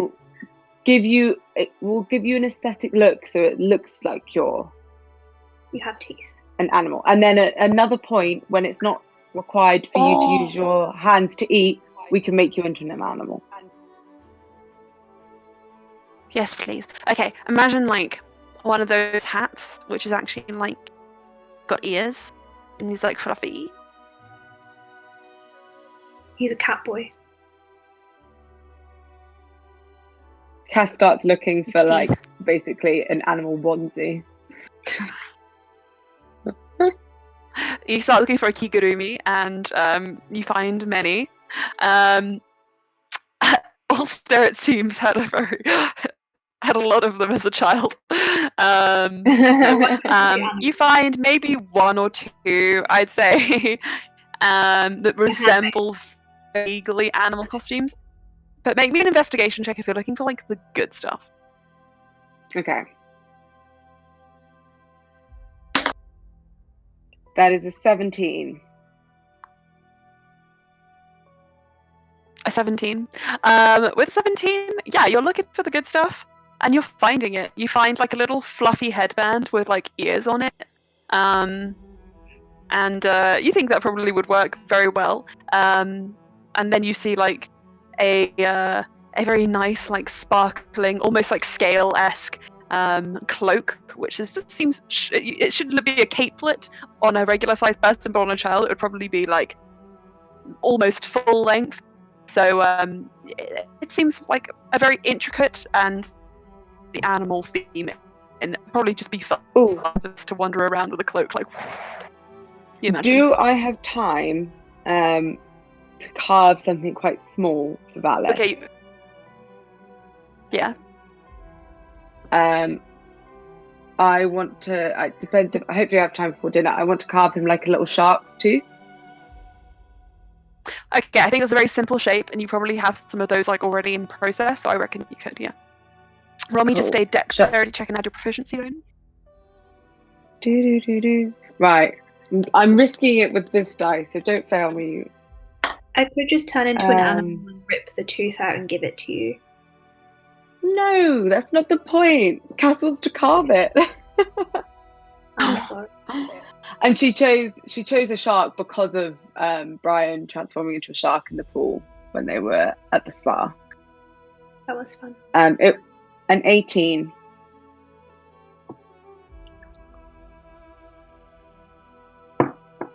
An 18. Yes. So with an 18, you can do this. Certainly. You need a little bit of leather cord. I think I carve it out of like onyx as well. And you emerge with your findings, and Valis is just like.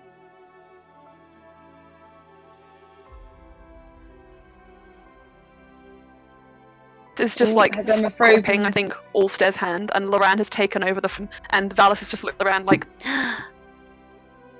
I will redo my camera. How's that? Yeah. Boo. Sorry, yeah, I come out with the tooth, and then Valis is like, and then that was it. Then you throw it to me.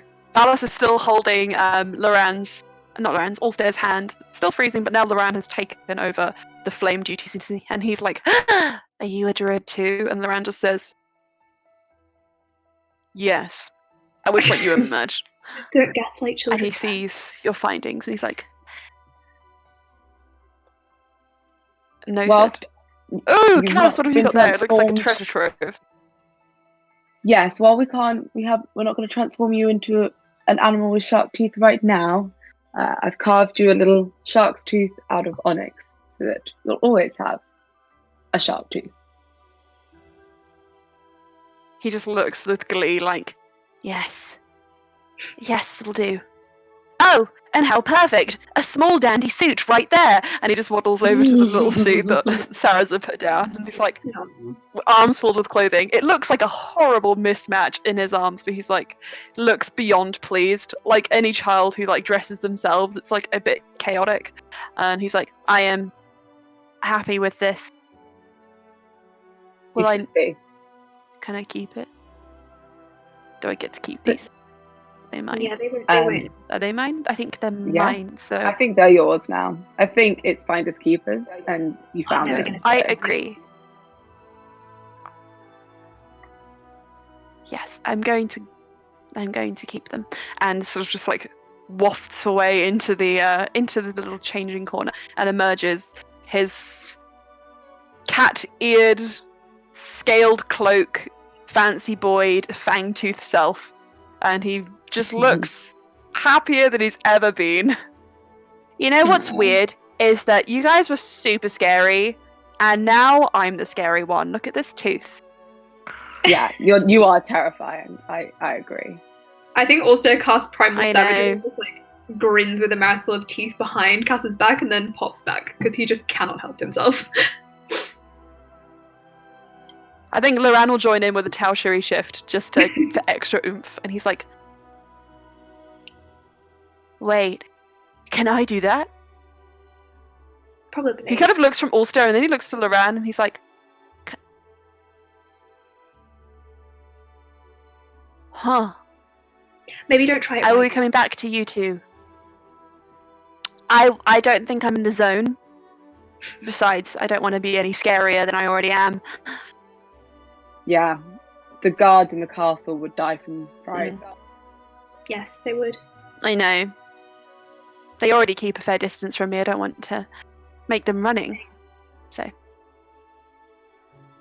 if they get too close, they know I'm going to steal everything they hold. So, oh, and you turn around as Vala's just kind of like looks curiously over your shoulders, and you see that wafting into the room is Sorelleras. There's a moment when you wonder even if his feet even touch the floor, but they move with such a smoothness to them. They come to a stop in the center of the room. Just on a horrible way. Neff, you're also here by this. Just so you know, yeah, Neff, you're also here. Just so you're aware. Cool. And Slya, I think you'd probably be joining very, very soon. And Sorelleras just says, I have decided that I will be coming to dinner. I've also heard that my identity has been slightly compromised. However, I am choosing to trust your monarchs. Especially considering, I believe this to be true, but correct me if I'm wrong, one of them actually fought in the plague against my kind.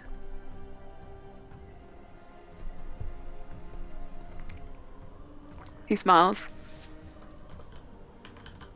Remember when I said that there were some who were not all bad, and did not side with those who were a skirmish on the land? I hold no ill will. There is no ancient feud. That would be redundant by this point. Can I insight check Sorelleras? Of course. Oh, 29. Oh, well, you know, maybe they've never had to confront these feelings before, considering people don't necessarily know they're a dragon. But ancient feud, maybe not. Something. Slight antagonism, maybe. Okay. Sorelloras seems to be very comfortable in their own clothing. Does not reach for any of the finery that is being sort of hung up on the walls. And they just kind of have a look around, and they look first to Valis and just say, "That's quite the outfit." And Valis goes, and then passing over to Cass. I wanted a moment with you, if you don't mind. Of course. Okay. Valis, looking amazing. Go I know. try and scare Slia. Kev? Oh, Oh, Slia. Kev. See if you can Slia. get... Oh, actually, I think Bluey and Kev are making dinner. They would be good ones to go and get, because you could get 2 for the price of 1. Yeah, I'll get him. And he just kind of like scurries out the doorway. Cass. Sorelloras just kind of like motions you to follow them outside of the door.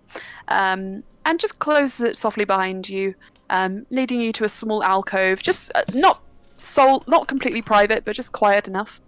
And they look at you and they just say, "So,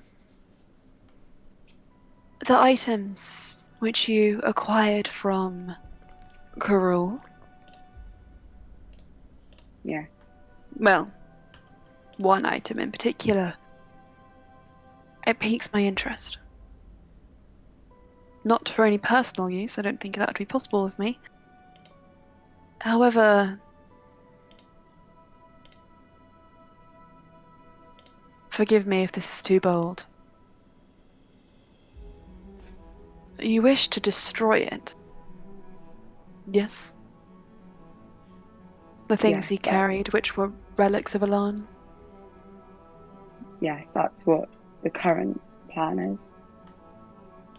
And you yourself, do you still have one of these? What, from my own relic from Alan, Yeah. do you mean? Sorry, that was out of character. Yes, yes. Yes. Yeah, I do, because I don't think I ever got rid of it. No. You would know it doesn't work necessarily the same way it works Yeah. before. I don't know if this is misguided, but you know I am merely neutral. Would it not serve you to have this power to wield yourself? Would it not serve you to learn more about it? I have thought about it. I would like to know more about it, but with Karul and Alan, there is the risk that it might not work the way I want it, in the sense. It might backfire on me. But it is something that I am interested in, yes. I know Alan to be a vengeful deity, in my experience. I know him to be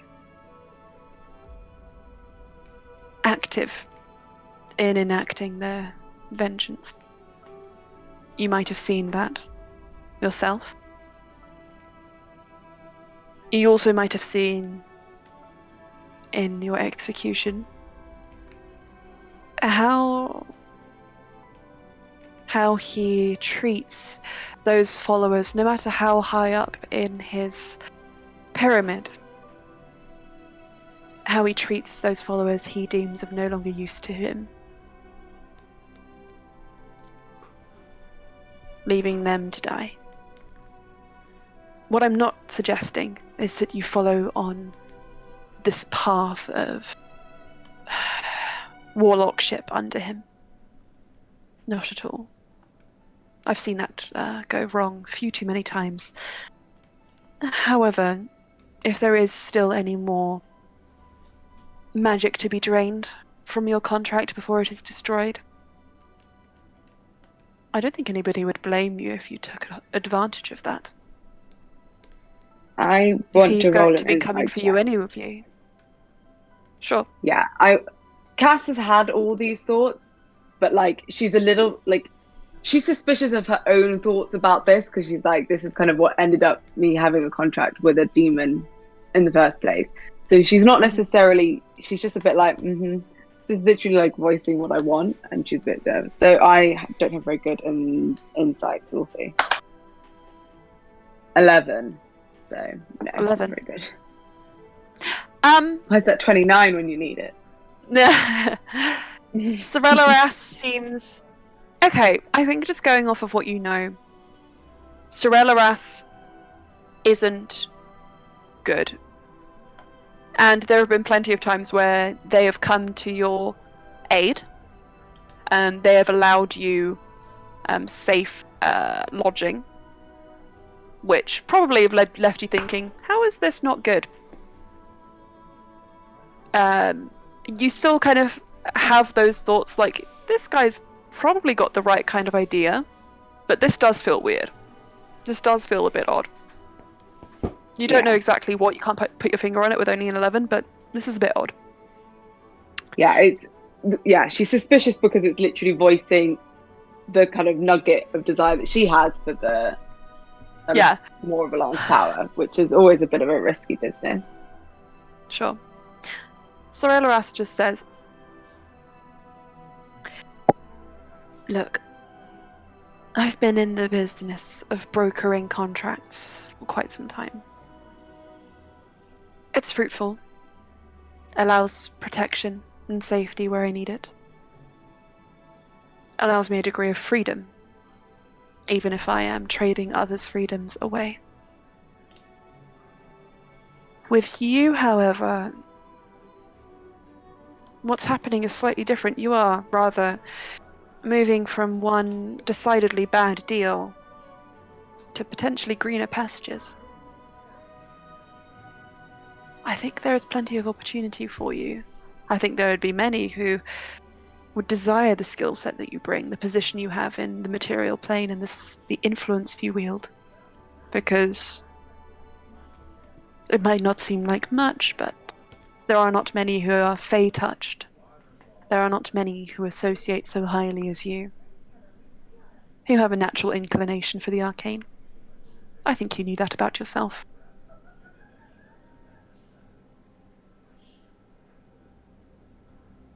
My intent is only this. Once you decide there is nothing more to be gained from Alan, however it is you go about that, let me broker your next contract.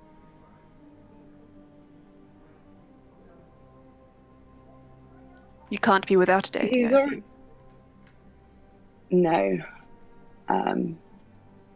Cass he's already said this, and the first time he said this, Cass was like, yes, definitely. She's like, this conversation is making her a little sus, but she is like, already said, she'd already said yes to that.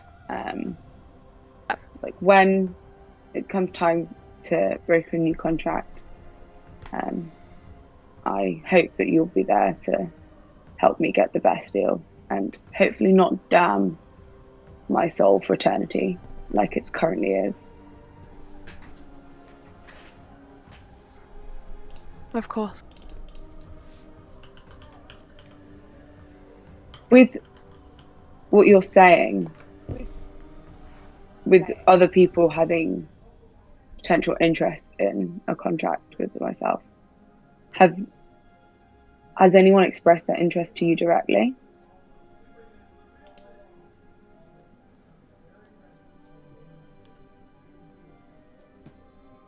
There may have been an offer. That might be the reason why I'm asking again. Can I ask who?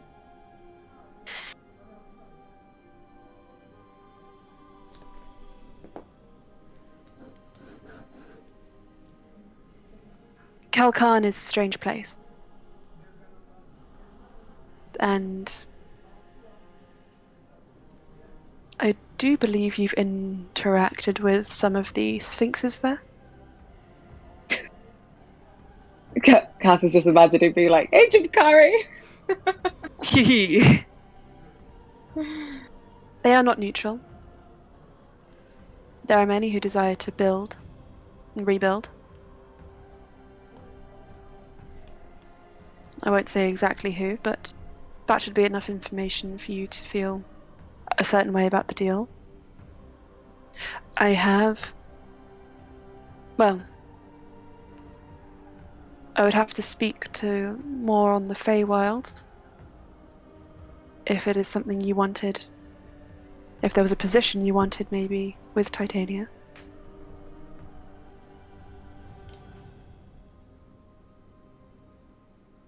Two offers is already more than most get.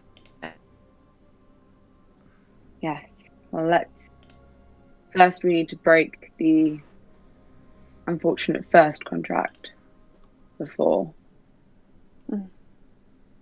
I feel quite hopeful about it, so long as you can escape the other end. I hope we can as well. We have somehow managed to escape other places, so I have hope. If not, then it becomes null and void, and Alan will get my soul anyway, so... Indeed. I'm sorry if this conversation's unsettled you somewhat. I'm just a curious person, if you can call me a person. And I like to know the mindsets of my investments before I commit. It's always good to know your options. Unlike the first time I made a deal, I would like to go into this with full knowledge and not be blinded, shall we say, by the prospect of power. So I appreciate you asking, and Wonderful. before any future deals are made, I want to know that I'm making the right decision, as it is literally my soul I am bartering with, and I have made one terrible decision previously. I understand that.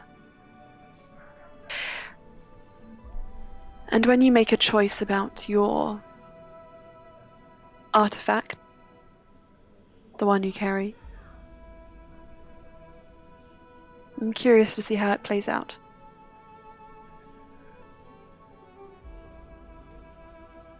Me too.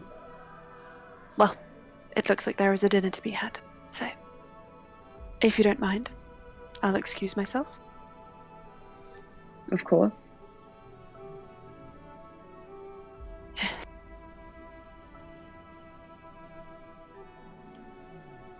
And Sorelaras will take a step away, and make their way back towards the changing room,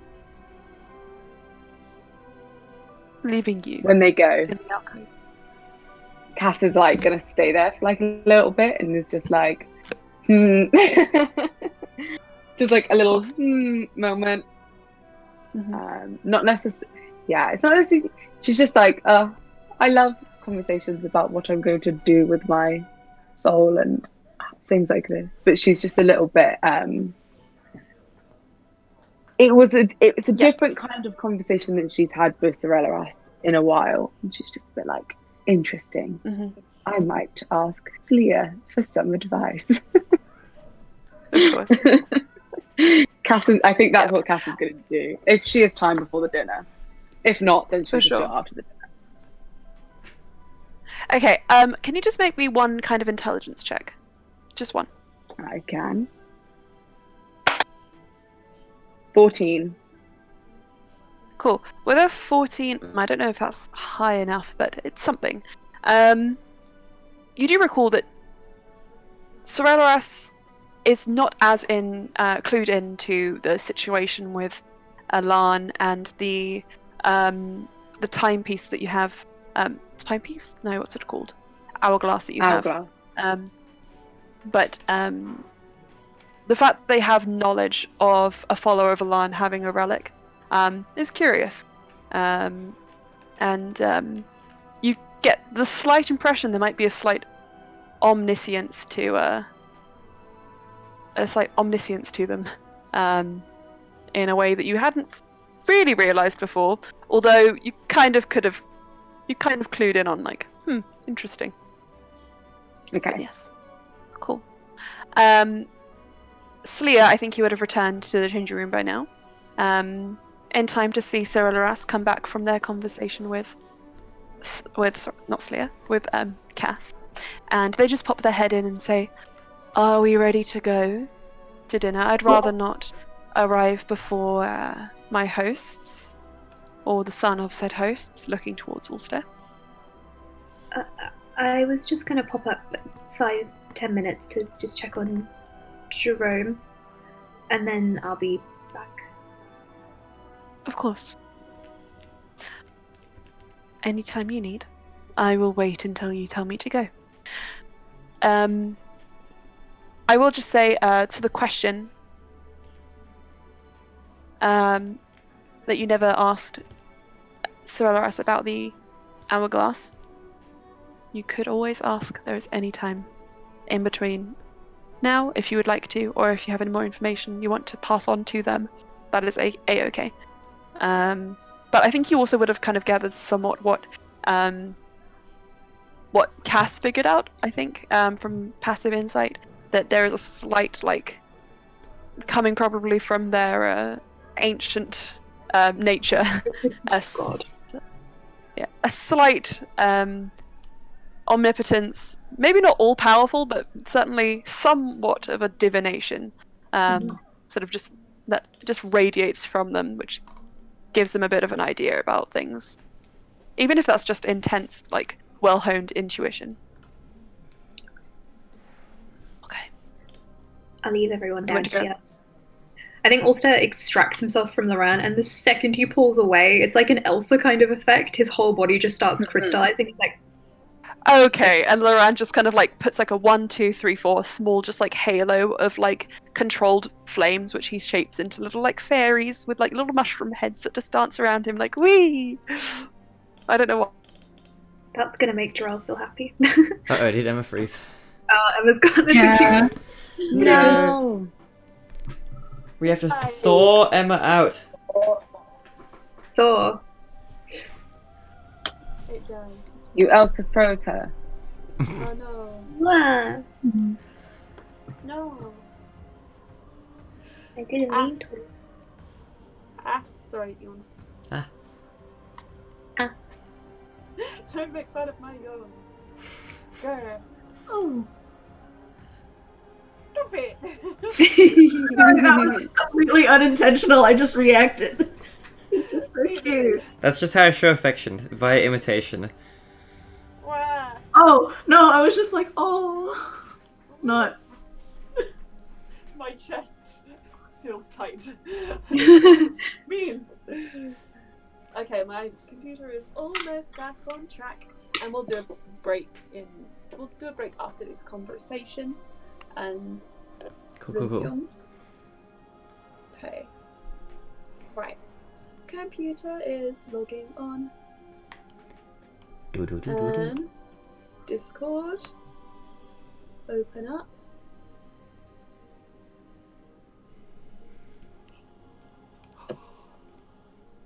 The epic music in the background. Has it restarted? It's still going. It's still going. Oh, I haven't heard it once this game. Oh, Oh. that's Did not you- me. Click the pinned link in the thing. Yes, Okay. yes, And then and I've logged trying in to and I've logged out. Damn. Mine And does I've that. closed and opened the program, and I've unlinked and linked my device twice. I don't know what it is. I could leave the game, but I don't know how to remember joining it. So I didn't want That's to do alright. that just in case it. that is a-okay. Right, so give me a moment. Let me open up all of my notes again. Right. So, Ulster. Hi. Okay. Ulster, you make your way up to Solaris's mansion. Opening the door, you find it unusually quiet, other than the crackling of flame. But instinct leads you upstairs, towards the room which you know Jerome and Valus occupy. And with a knock, you just hear a muffled "come in." And someone's family is watching TV in the background. But I can hear it slow, but it's okay. Nothing very clear. So you enter the room and you see Gerald stood. If you had been here before, you'd know almost exactly where Slya left him. And he just watches you come inside. As if he almost expected to see you, but he seems confused at the same time. He just says, "Don't you have a dinner to attend?"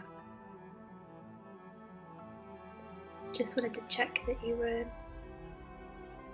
How you were doing. I know you're not coming to the dinner.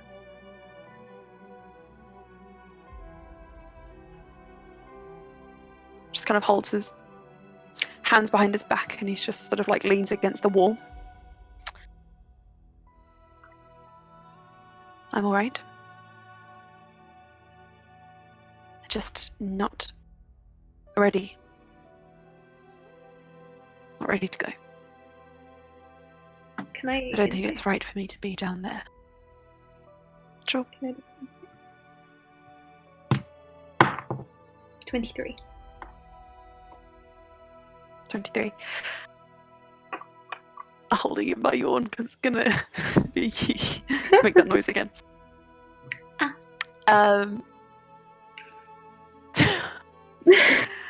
Oh no. If any of you yawn, I'm gonna yawn and that's not gonna be good. But so with a 23, you can tell he is uncomfortable, but he doesn't seem to be in pain, if that's what you're looking for. It seems all to be here in his mind. Definitely wanting to keep a distance.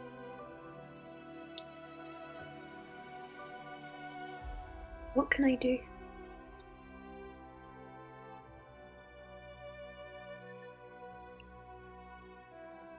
I don't know.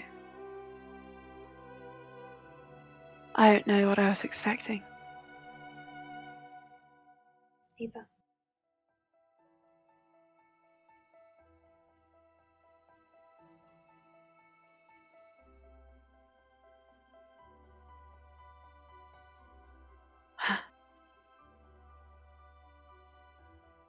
Oh, I get it. If we kill Karol, I'm in pain. If we let him live, I'm in pain. So I guess I still haven't found it. Redemption and all that. You don't find redemption by killing someone.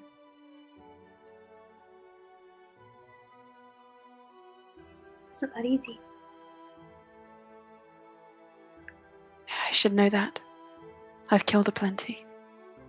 And so have I. We shouldn't have had to. No. I used to abhor violence.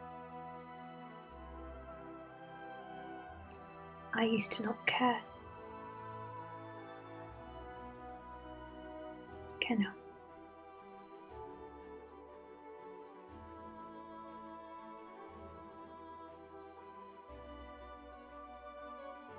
There is nothing that binds us anymore.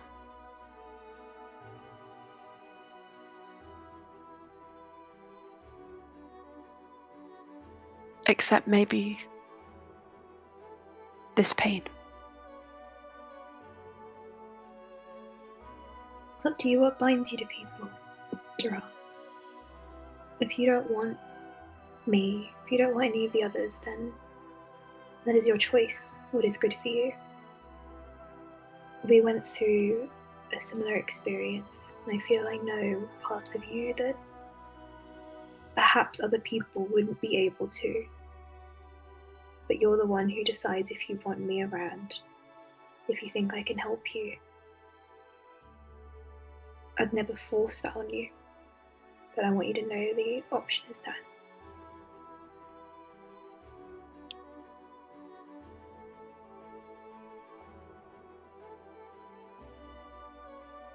I know it's there. Sometimes I just convince myself it's not. Sometimes it feels easier to be trapped. I know. And it's going to take time for that pain to even recede a little. Perhaps it will get worse at first, but also kind of like extends his hands, which have just gone a bit blue and crystalled on the edges despite Loran's fire. I have to believe it will come back and it will get better. Maybe sometimes it will get worse, but that's what healing is. We're digging into wounds that didn't heal properly. It's gonna hurt a lot. Maybe we'll have big scars, but we'll be okay and we'll be safe. People we love will be safe. He meets your eyes at that.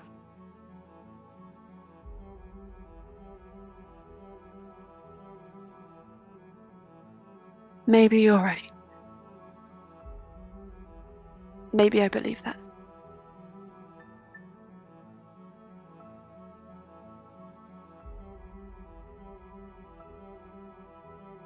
It does not change the fact that I don't want to go to dinner. I didn't come to force you. I just wanted to see you before. It also doesn't change the fact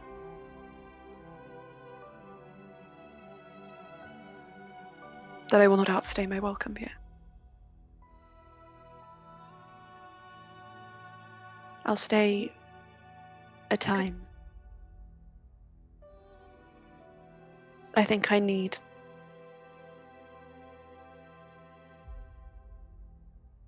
people around me.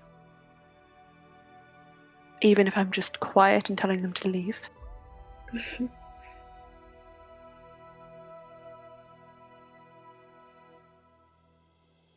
But I think I'm building something in Ishisol.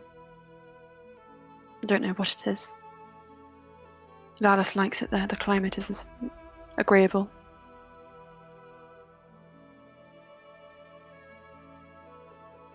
I will return there. I understand. You are welcome to take what you can from this place and recover as you want before you return. Maybe not family dinner then, but a moment with your parents. To inquire as to how I might spend my time here so that I'm not a burden, a parasite. And he kind of hesitates. Before I left Batar, I was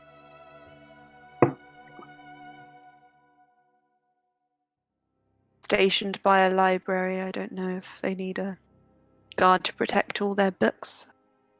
I don't have the best track record. That was an attempt at a joke. Don't know how well it landed. Also is smiling a little bit. And he just shrugs. I think they would take well to that. You'd only be protecting them from my husband, so... It's not Somewhere in the distance you just hear, I took one book, maybe two. Maybe two. I returned it.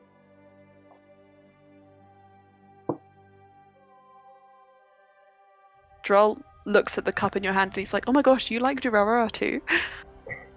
This is free Iwatobi Swim Club. Oh my gosh, I was wrong. Droll is uncultured. Also, it's like, you fake weeaboo.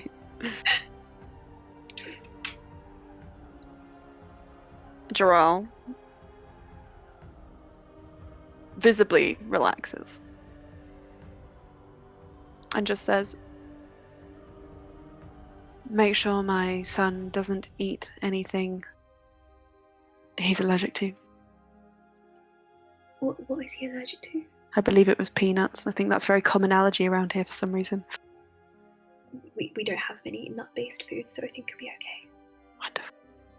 Everyone has peanut allergy. Also, the fact that Joel's like, I think it was peanuts. Safe.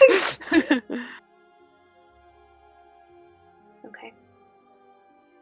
Again, if you need anything, please. He almost reached. Thank you. And you can see he almost reaches for your hand, but I'm sorry. I need. You probably just get frostburn anyway.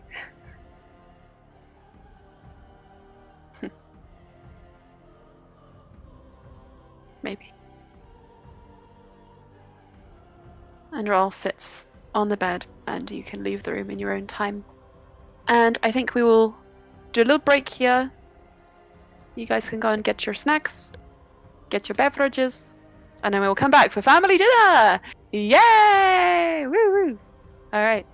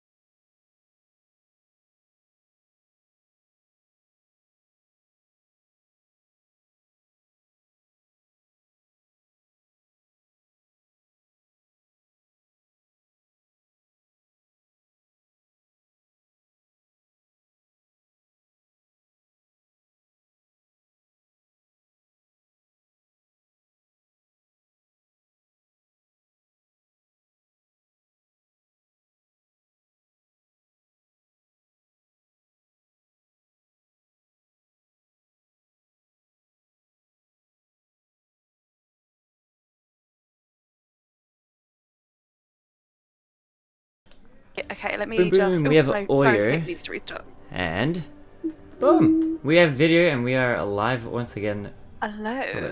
Hello. Alive. I'm sorry. I just realised I I think need to restart Sirenscape. Cool. Why is this here? Go away. Go away. Return. This makes me Okay. want to wear my sulky dress for core a little bit. Oh my gosh, no, let's wear them next weekend. That'd be fun. Yeah. Woo! Okay. So. This should be fine. Okie dokie. Okie dokie. Just checking, you guys, so is Sirenscape work? Oh wait. Sorry, I should have looked at this before we started the stream again. There's nothing playing yet. Hang on. Okay. I saw a video of a bunny pressing Let me its just face up clear- against the glass. Okay. This is good content. Okay, just checking you can hear music. Yes, I can hear it. Oh, Wonderful. I can hear it now. Sorry. Okay. It's very exciting. Sweet. All right, so everyone, you are getting ready for your family dinner, and it was swiftly coming upon you. However, before we can rush ahead, Bluey, I just want to cut back to you very briefly, because I would be doing a disservice to you if I did not. So, Bluey, as you are stood in the kitchens alongside Kev, filling fish and tossing them over to him, occasionally whipping salmon into various mousses, arranging plates of preserved breads and fresh frozen vegetables. You hear a clattering on the floor behind you, and you look, and there's nothing there, only a piece of silverware just coming to a spinning stop on the floor. And it's strange, because you were certain that you had secured all of the silverware quite easily. And you go over probably to pick it up. As you lean down, and Kevin's like, Bluey Sparks, what are you doing? What is happening over there? And they look up, and he looks up from his pot of stew, and as you bend down, you just see something scuttle past in your periphery, and you're like, what? And you look to your side, nothing there. What do you do? Did I see anything about the thing that was in my periphery, or not really? What's your passive perception? 16, I think. 16. 10 plus 6. Okay, 16. Yeah. So, small, shadowy, speedy. Exactly what it is, you are uncertain. But it could be a halfling, maybe Neff, maybe something more sinister, or a child. Something more sinister than Neff, I'm not sure about A that. child. There is nothing more more sinister. sinister than that. No.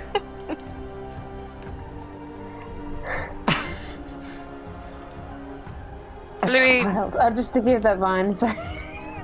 in your stunned position as you begin to sort of stand up back to your full height, make me a perception check. Come on. Oh, it's a 10. A 10. You see something move again, and this time you catch a slight glimpse of it, but it's in your periphery, and it is impossible to say what it is. Because now you see the truth of the thing, the fang. The scaled wings. The cat ears. This creature must be inhuman and it has infiltrated the kitchens. And as you turn, you see it is slowly creeping up to Kev, who is holding a huge vat of soup. There is no time. What do you do? Oh no. Okay. Can Bluey? I mean, she doesn't want to knock the soup over, but she has to. Okay, she's gonna try. She's gonna activate her boots, and she is going to tackle the thing. You tackle the thing. Okay. Yes. Make me a dexterity check, and the DC is going to be real high for this. Okay. If there's anything you want to do to try and get advantage on this is the time to tell me. What did you roll? 10. Ooh. That I don't You think 10 can- is real high. No. No. Okay. To save Kev or the soup, which Kev has slaved over this entire time. What do you do? Okay. Oh no, I mean, like, okay, instinct is Kev, but he'd be really disappointed, I think, if that soup fell. And he can always be repaired. The soup. You save the soup. Okay. You dive forward and Kev is suddenly like, what? As everything kind of moves in slow motion and you just kind of like reach forward just as Kev like turns his head and you see this creature loom behind and he's just like, ah! And then you just like grab and he reaches for you like, save me! And then you grab the soup and he's like, what the hell? And he's just side tackled, body slammed by this tiny creature. It's just okay. He did a dex save, 14 on the dice. Gets a little more because he's an elf boy. Manages to stay on his feet, but he scrambles and he just like slides right butt first into a dumbwaiter and just is like, oh my goodness! Oh no. And just kind of slumps. And you do see that Valus is in fact the perpetrator of this crime. You imagine with your strength, it would be quite easy to pull him out, but you can tell he is flushed right to his ears by this. Pull him out of what? Sorry. The dumbwaiter. That's like a dumbwaiter. Oh. A fantasy dumbwaiter.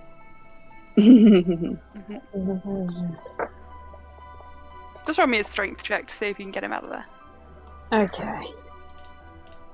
And in the presence of a lady. Oh. Strength. Strength. Plus 8. 10! Oh. You get him out, but as you do, you just hear a rip as the back of his fancy boy drawers catch on the lid of the drumwaiter. And he stands and he's like, oh my! Clutching his bottom, he just looks mortified and just says, I'm sorry! And runs away. Thank you for saving the soup! Disappears from sight. I'm sorry, Kev. It's alright. Why we Kev? Poor Kev. But the soup is safe, and along with some of the other tenants of the kitchen, you are able to deliver the full meal down to the hall. Could I turn around to Valus and just go, Valus just goes, that was probably not nice. I was encouraged by your friends. Okay, because you're a kid, and my friends are adults, I'll have a word. Okay. But you, weird. But you know that wasn't nice. So maybe at dinner you could apologize to Kev. Okay. If I remember to do it, I will. Blame it on the cruel genes. Yeah. No, never. He's just being. He's just being a kid. Yeah. Also, I feel Kev can hardly comprehend the magnitude of being related to Karul at this very moment in time. One day he'll blame it on those genes. Yeah. The horrible splendor. No. Where to put it. Bluey, I think as you finish cleaning up the kitchens, one of the tenants will turn to you and just say, "Oh, you can go and meet with your friends now. I mean, I think everything's pretty much ready. We don't need any more help down here." Oh, okay. Thank you. Right. You're welcome. Maybe with the boots still on, sure. Haste over. Okay. Mm. You guys all assemble together in the atrium of the Ice Palace, dressed to the nines, and ready for a family dinner. As you wait, you are joined, not without fanfare and procession, by a sparkling, near firework-inducing pair of Taoshiri, as Zarina and Leander, arm in arm, just kind of flounce their way down from the sort of like the guest wing area of the Ice Palace. And Zarina, you can see, is in an outfit that it seems to be just completely like beaded, like silks, all the way from like throat down to the floor. They trail behind her. At the edges of each of her like seams, there's just like occasional sparks of like light. And she just, when you like kind of admire them, she's just like, inbuilt heating systems. Leander is wearing a incredibly very similar number with a half skirt over his trousers, and his shirt is not deep V cut down like Loran's would be. It is buttoned up to his throat. However, it is still very fashionable, and very loud for the Versailles, you would know, Ulster. And as they descend from the guest wing one side, your parents descend from the guest wings the other side. And they are decidedly more demure in their costuming. There are no magics here. In fact, there are small frosted sections which have gathered a slight snow and icicle to them on their cloaks, which are thick and maybe probably grey and silver in tone. And you can tell from your parents' just general demeanour that they were, whatever they were expecting to see from all of you, actually, especially the Dehanes, was just not what they got. They linger on Zarina and Leander. They actually look with interest on Nev's outfit. It's quite cute. Anyone can see. Bluey as well, you seem to have passed their standards. Cass, as the only one wearing black, they do pause on you. And then the pink and gold eclectic amalgamation that is bran flakes, they just sigh. Also stuck But himself nod. back to the run.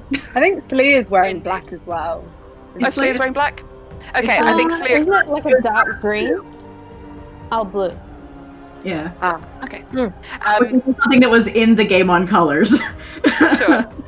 Sure. Actually, I think they'd appreciate that as well. They're just kind of like, okay, not quite the Maasai style, but all right. And then they look at Valis. And it looks like your mother almost wants to ask, who did this? But then she doesn't even need to, as she looks to Ulster and Cass, just like... Cass is just looking at Valis like, perfect. He Perfect. looks great. Good practice happy. for dressing Keon. Yeah. Aww. Okay, Sorry. And then their eyes fall to the last member of your party who is currently here. Tall, shoulders just kind of like held back, hair pinned straight, almost down to their waist, and a dark caramel brown. Just looking almost down on the rest of you, considering their impressive height.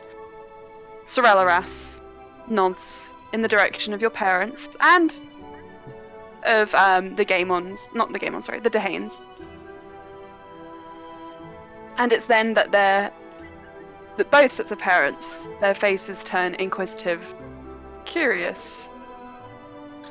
But Sharpistol steps forward and says, "If you wouldn't mind following me, I don't think it's worth wasting time standing around when we could be sitting, eating, socializing together."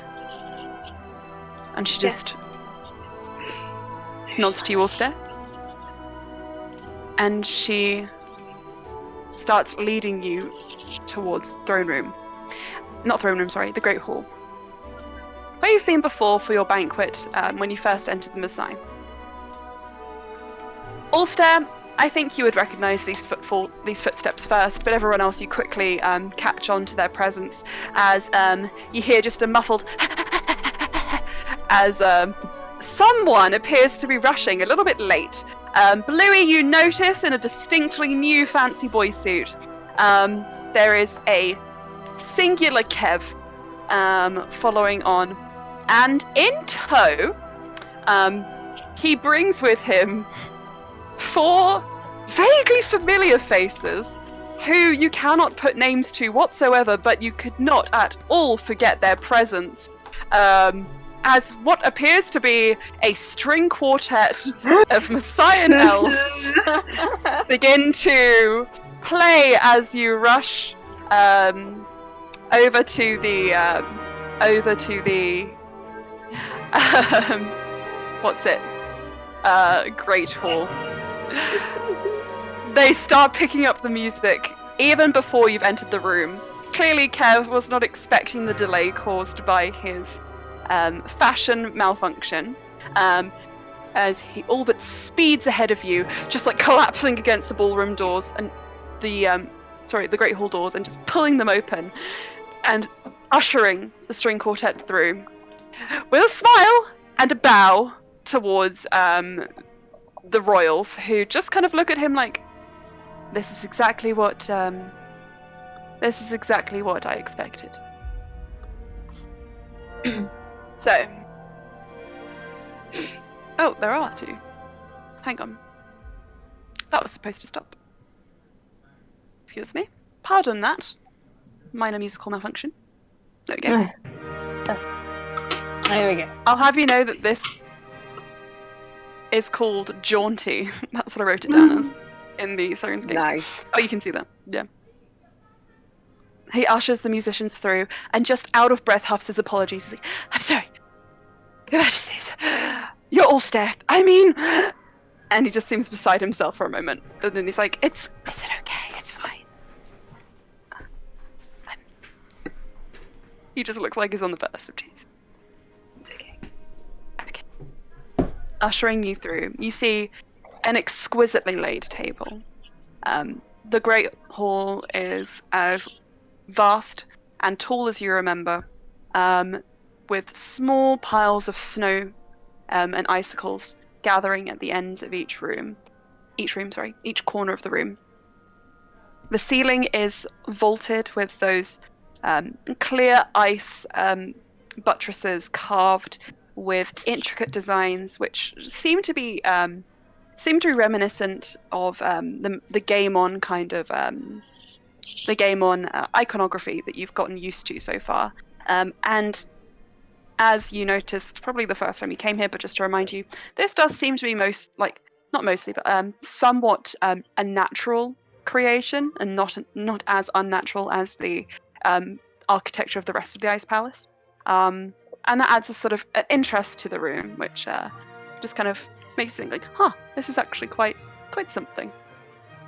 And set in the center of the room, there is, rather than many banquet tables, one very lonely, very long glass, probably frozen ice table, with a very distinct sectioning in the center, where one half seems to have a very simple arrangement of one fork, one knife, one spoon, one plate, little name cards, little colouring book pages, little various things to fidget with. Oh wow! Look at that. For the children's table. Oh, the insult. And And Kev is like, I'm so... I did not put those there. And you just hear it from the tiny Valis beside you. Kev, no. having no time to make up for Valis's folly, just looks apologetically, and says, to whoever sits on that side of the table, I do not view you as young or childish in any way. This is not my doing. It's Emma's doing.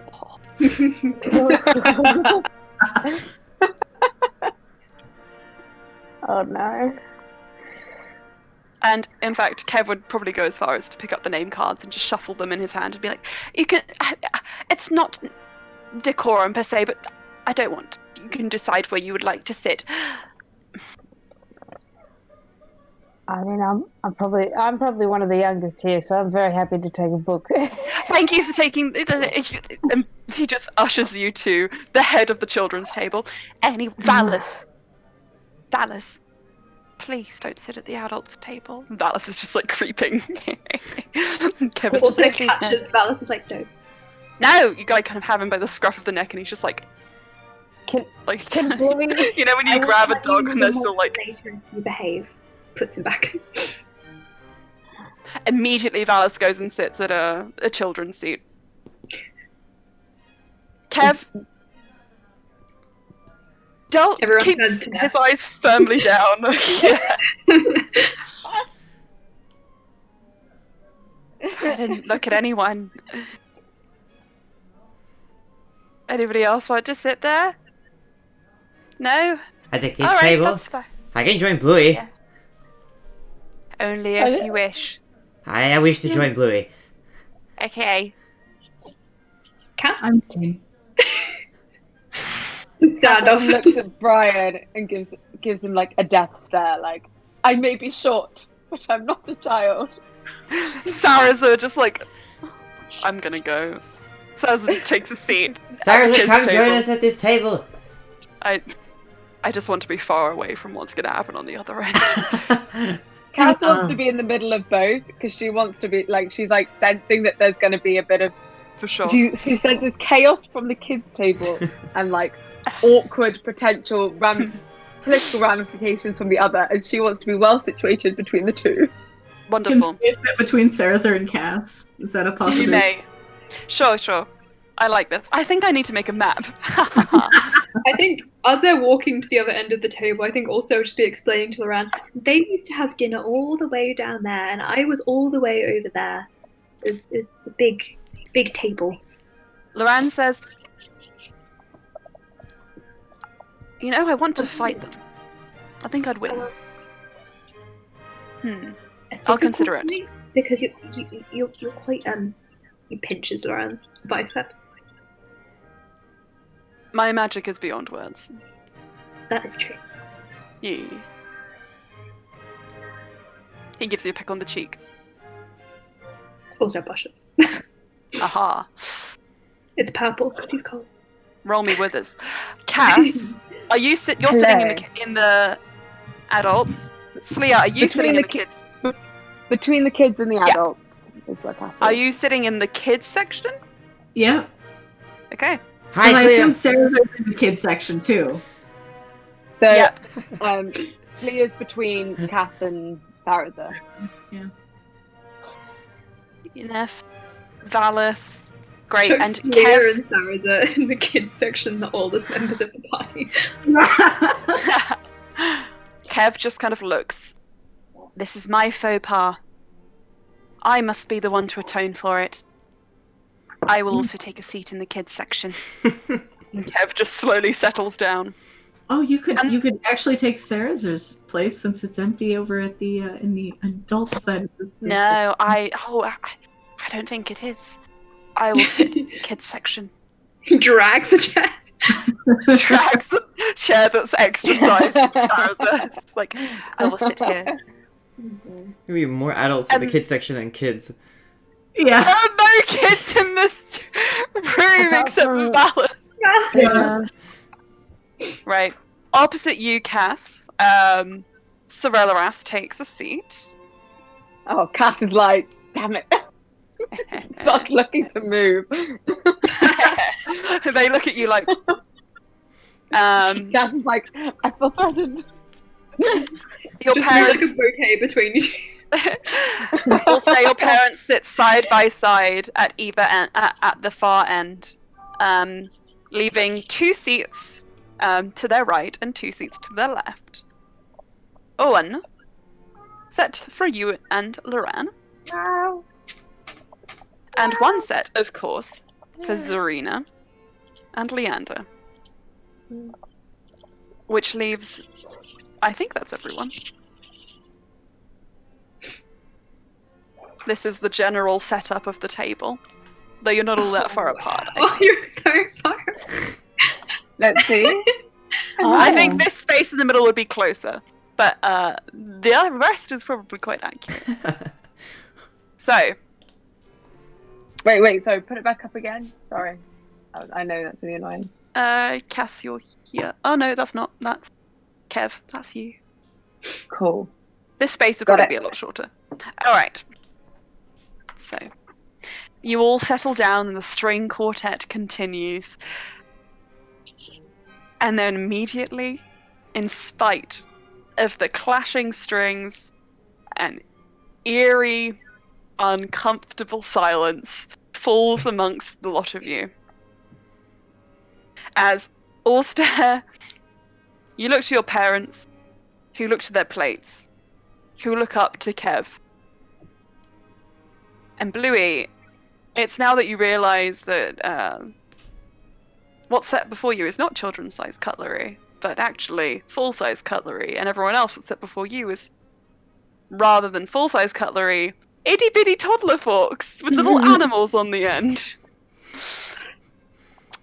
And Zarina just laughs out loud like, this is hilarious! I absolutely adore the way this is going, and I don't want anything to change. It's every day in the Messiah like this. And Rolmy's just like, dear God, it's not.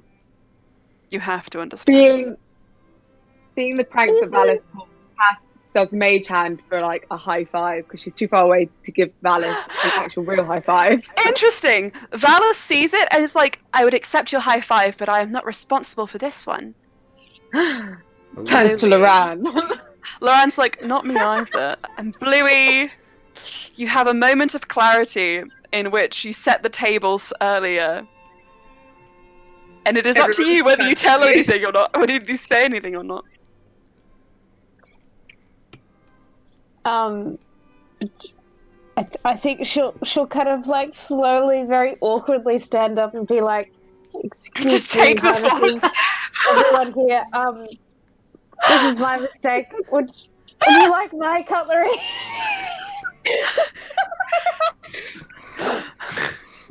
Serena's like, I'm fine, but they seem a bit... Also, then starts hyperventilating. Loran just like holds you, like this is fine.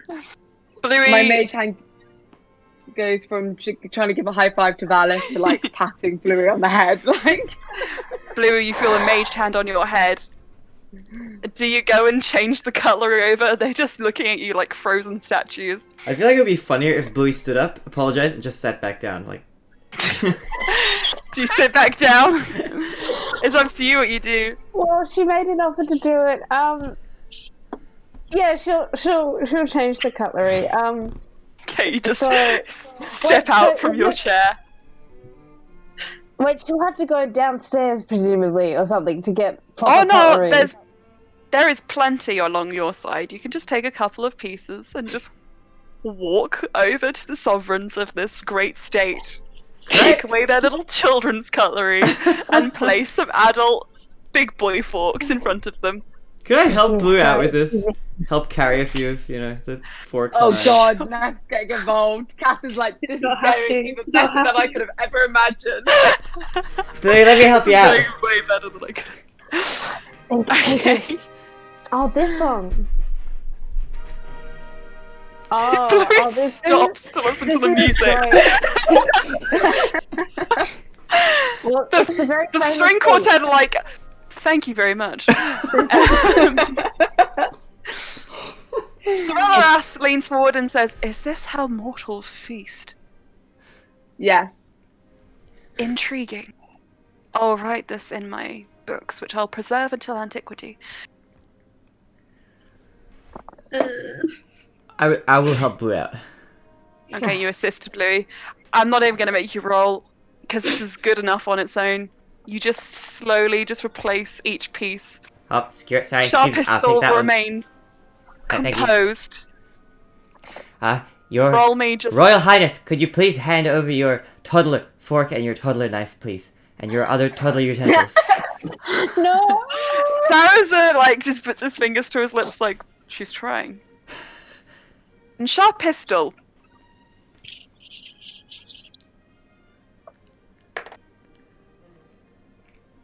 Stabs you with her knife. With her toddler knife. Picks up the knife. Picks up the fork. Passes them to you. Thank you. You are welcome. Places them down, and you guys can replace the cutlery. Zarina is just sitting there like... Cass slides a big alcoholic beverage to Brian. Thank you. Oxted takes it and immediately freezes over. He's like, Loran, please heat this up. Loran holds onto the other side and lifts it to your lips. As he does with his other hand, he just pours an extra shot in there. Go on. Get that down, yeah? And leave some for me. Indeed. Okay. So, Neff scuttles away to get the as other things cutlery. finally settle down, the servers filter into the room and start passing you trays of meats, fish stew, what else did I say? Frozen vegetables and so on and so on. And your plates are filled. And without further ado, Zarina just says, should we perhaps do a toast before we drink? I'll be right back. Oh no. Neff leaves the room. To get some toast. Can I Do find you toast? leave the room now? Is there toast nearby? You get up and leave. Can I try and freeze Neff as she tries to leave? I want to try and get her foot. Sure, roll a dexterity. Can I roll a Dexterity check, save? both of you. Should I roll the... It's actually a spell, so... Okay. Oh shit. Okay. What spell are you using? I'm gonna use Frost... Hold on. Let me just get him up. I didn't have his character sheet open. Brian I'm getting pierces Neff with Shrek. 3 icicles. Yes! Precisely. Shrek dinner. I'm getting Shrek dinner vibes. But it's all just like going terribly wrong. I wonder. It's wonderful. I have this funny vision And of that is definitely donkey. Fiona. Frostbite. So it's actually a con save. Ooh, concept, okay. So, in that case, let me roll for con save. Oh god. It's not great, it's a 15. Brian killed Neff. No. Doesn't Also, I matter. it's like gonna your freeze bluey your art, by feet. the way. Anna. I recognize that one! I was thinking it looked familiar, I was like, why? It's yours. You do Um, it. Right, Neff. I need to redraw you guys. Sorry, Neff, what's your con save? 15. 15? Too low. Oh, too low. You are just overcome by a wave of ice, which just pitches up from the floor and traps your feet. You're like, Where are you going, Neff? Sorry, I was gonna go get some toast. Sit back down, Neff. I can't, my feet are frozen to the floor. If you promise Leah. not to get toast, I'll unfreeze you. Okay, I won't get any toast. Leander I says, suppose. Neff, what's funny is it's not a toast, as in edible toast. It is as in raise a glass. Oh, it's that kind of toast. Yeah. Would you like any So toast much with time that in the toast? library. Picked up a dictionary. Yeah. Twitches. I mean, it's usually obvious from a context clue. I mean, I feel like I've toasted with food before. Like a bite, and you put it on the fork, and you raise it, and it's like, yeah. I think I might have as well, Bluey, which is why I got confused. I'm really sorry about that, Cyrus everyone. is just like, guys, we need to cut. Cass is like sipping her alcohol like this is the best dinner ever. Slay has been This is occurring.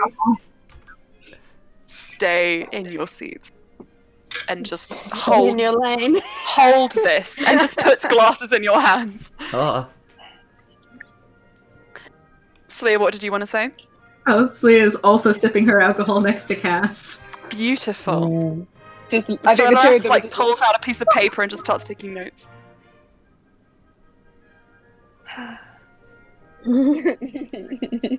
Zarina says, okay, toast. So, would you like to do the honors? She looks to Rolmy and Sharpistle. And Rolmy just stands and says, there is a saying for good health in the Maasai, so I suppose I will pass it on to all of you. May... Hang on.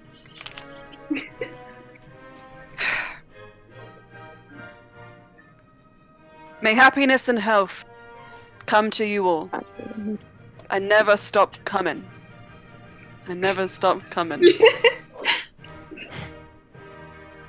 And just takes a sip. aye aye, Captain. Oh. We are not on a sailing vessel.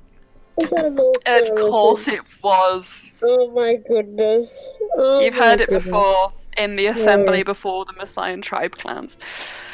Right. As you sit down, Zarina just leans forward, looking around the room and just says, this truly is a lavish room. I wonder if we could incorporate something like this into our own home design. Looks over to Leander. And Leander just says, we have the space for it. Though, Nakir might be upset if we infringed on the paddocks. At which point, Rolmy just kind of looks to them with a displeased expression and says, I doubt you could recreate architecture of this caliber with your magics. Oh no, And no, Serena no. just like leans forward and says, ooh, that sounds like a challenge. Oh my And goodness. Loran is like, Mother, I didn't realize you were looking to dabble in druidism. Looking just like between two parents. And Zarina just says, anything is possible. I have centuries to go before I'm in the ground. Might as well pick up a new hobby. At which Kev is like, our way of life is not a hobby. How could you? Even Ulster's a bit like, Kev just like sits down. I'm an outburst before the royals. I'll never be accepted at court again. Cass slides him a shot.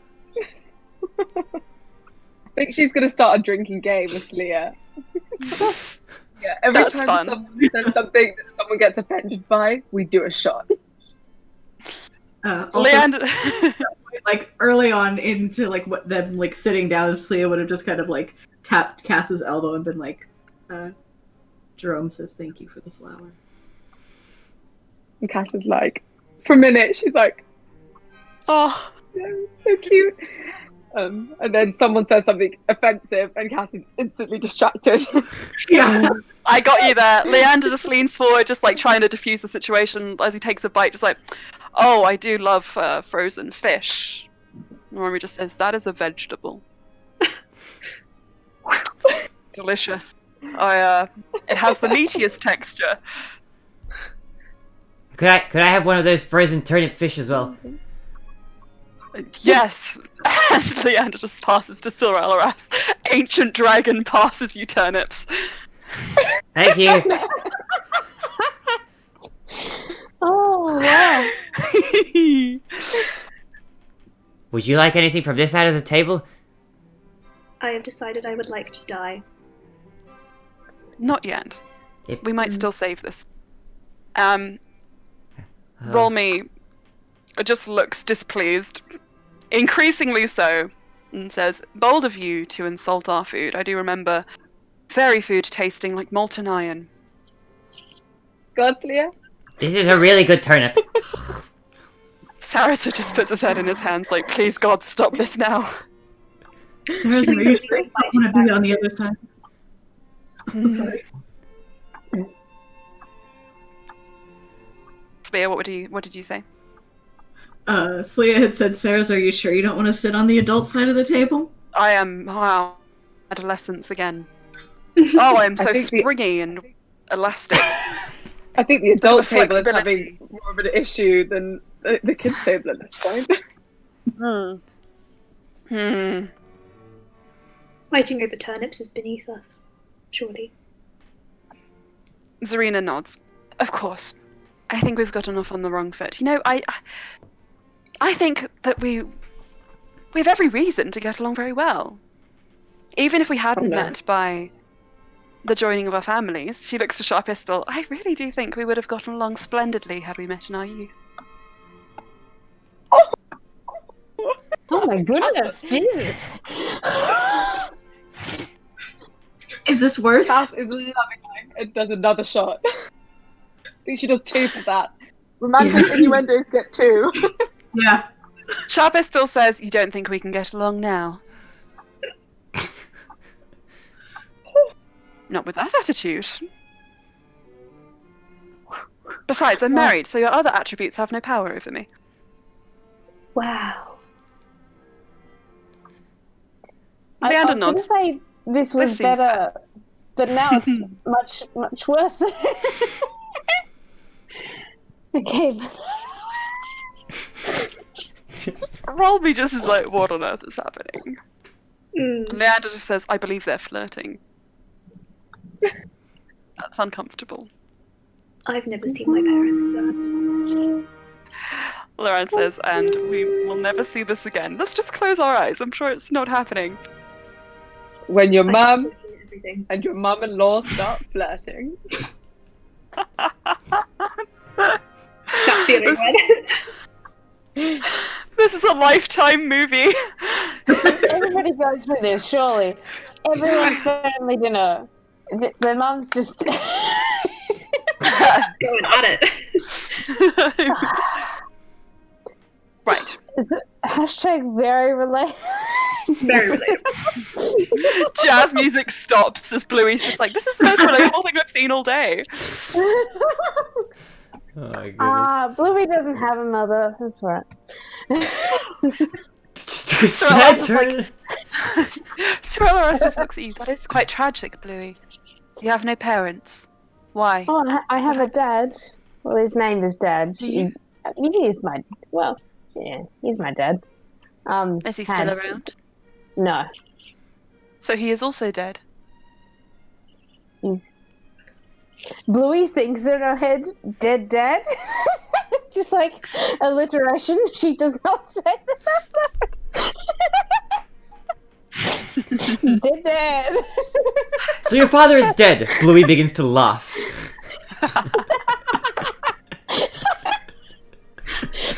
That is what happens. Let's be That's real. so chaotic. Can you imagine? It's like, so your father died. Yes. The string quartet intensifies. Like, if we play louder, maybe it'll get better. Neff gets nervous. I'm so uncomfortable. Loran says, I'm about to make a bold move. Uh-huh. Alright. Do it! Make the Just bold give- move! Give me exactly 1 minute. And starts just carving magical runes into his dinner plate. And a sanctum appears around you. I feel like this is better. Sanctum appears where? Around up until the very edge of the kids. So you guys are not included. Okay, so Oh. it's just the adults table in the sanctum. Mm-hmm.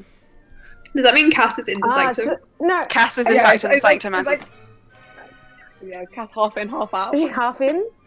Slya, unfortunately, you're One not ear in the there, one sanctum. ear out there. Oh god. I don't know. I just did this. Impressive display. It's a magic show. I have You more. are quite talented.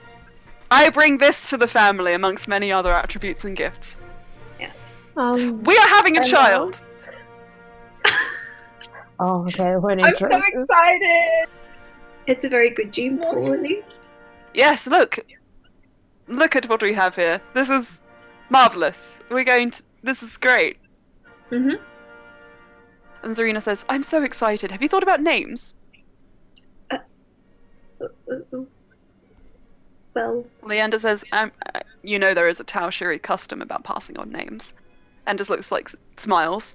And Rolmy just says, what about Messiah naming customs? I was going to mention that. Leander says, oh, well, of course. We could just have multiple children and call them to the various customs. Loran just says, multiple children? I think Cass is a good name. No. I like your name, Cass, but not for our child. What about an ancient dragon name? I don't know why I've been included in this bubble. I think that would send the wrong impression and also probably be disrespectful considering we don't have any dragon heritage. That is true. There are hoes who inherit dragon kind. I think I missed it. Blue's I'm sorry, incomprehensibly what? losing it. I didn't understand any of that. That was just like a Bluey, would you like to go again? laughter. Take 2. Composure, deep breath. Breathe in. Deep breath. This is going Find the really words. well. Find the words, Anna. You're muted. Okay. Okay. So, Sorella just says, there are those who do inherit draconic traits, but I doubt. It's very uncommon, so maybe no. I still don't know why I've been included in this circle. I think it's the seating arrangement. It seems that way. We don't really know we're going to raise the child either, considering we're split between 2 planes. There's just a little bit of Have 2 silence. references. Romy says, well, you would be raising another potential monarch. And that is not a position that is inherited. They have to fight for it. It makes complete sense to me for them to be raised here so that they have the best chance. Loran says, we aren't going to just give up our own freedom and dreams because we want to raise a family.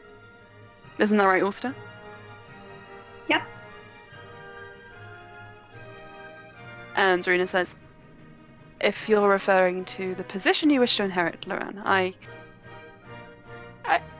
you know, perhaps there could be a case to be made for spending some time on the material plane. However, there are plenty of issues plaguing the Feywild at the moment, which would need your attention, and I'm assuming even more so in the years to come. And Loran says, I'm aware. Leander just said, A portal, like a teleportation circle between there and here. exactly. Yeah. So we would live in the Feywild and then come here when we needed to. Or do you know? Can just anyone on the kids? Oh, sorry. You can see everyone on the kids' table. And Can they Loran hear? has made it so that they can see in, but they cannot hear in. Okay. Cass pokes her head out of the sanctum and is like, they're arguing over where they're going to be living next. Slya, you need to do a couple shots. Slya does a couple. I think Slya's been like, the sanctum went up and she's just been kind of like sipping at some shots, watching. just the faces. Cass, I are they think- calm out there? Should I drop the sanctum? Yeah, I feel like the issues are mainly within the sanctum. I think outside the sanctum is actually pretty calm right now. You could just cast Alright. a sanctum. Cass looks over to Neff to see if that's actually true, or if Neff is like suddenly doing something crazy. I think Neff is just trying to console Bluey after her giggle fit, having Of course. talked about her dead father. Also, what did you say? Sorry, can you just repeat that for me? You just said maybe you can cast a sanctum around me and I can just sit in silence. Loran says, if that's what you'd like, I will certainly do this for you. I was trying to be funny. It's funny. It is funny. I will drop it. And fizzles away to nothing. We just needed to get a moment to clear our heads. Clear the room. Leander says then, I'm afraid I've raised a stubborn family. That should be unsurprising. You know, I spoke to Allstair once. Because I made you cry. But that seems like it's quite easy to do. So. And then I made Loran cry. That is also actually surprisingly easy to do. And Loran just goes, ah! And then Leander holds up a finger. It's not a secret. There you go. It's not a secret, Loran. You would have given yourself away eventually. All I'm trying to say is that Ulster and I had a conversation once where I asked about his convictions to marry, and I found myself quite satisfied. I found myself thinking that he was a kind man, powerful, and, well, level-headed, as much as you'd need to be to love someone like my son. I had confidence in them then, and I think I have confidence in them now even more so. Look, I'm sorry for the passive aggression. I'm sorry for the tension. I know we've maybe made comments that are regrettable, and I apologize for those. And perhaps you could have been a bit more welcoming, considering we aren't just any emissaries from the Feywild. But let's put that behind us. We don't have to get involved in their affairs. We just have to trust that their decisions are their own. You raised your son with quite some distance between you, yes? Well, we did the same. Maybe not so early on in life, but there came a point where they had to decide whether they wanted to stay with us or whether they needed to leave. And both decided to leave. As is their right. Never made them stay. So long as, if they ever returned, it was now out of no obligation to family, but out of obligation only to themselves and their hearts. Perhaps we should listen to their hearts in this matter as well, and let them come to their own decisions before we force ours onto them. What do you say?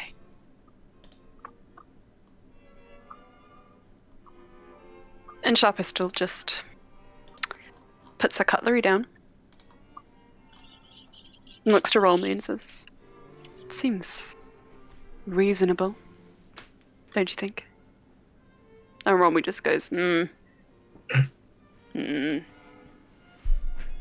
yes. Suppose it is. You will see the child. I would quite like to have a go at holding a baby. Yes, this will be your first time. Serena just goes, ooh, harsh. Sorry, I don't have a very good filter. And Serena just is like, and we love you just the way you are. Didn't learn basic social skills. Oh, I know why. Slya, shot! I think the wall Yeah, is coming just out at this point.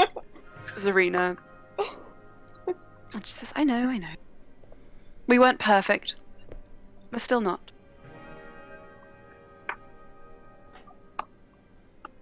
But hey, we're here. Might as well enjoy ourselves. Eat good food. Enjoy this rather odd company. There's a dragon in our midst. Not something you can say every day. And Rollme just is like, well,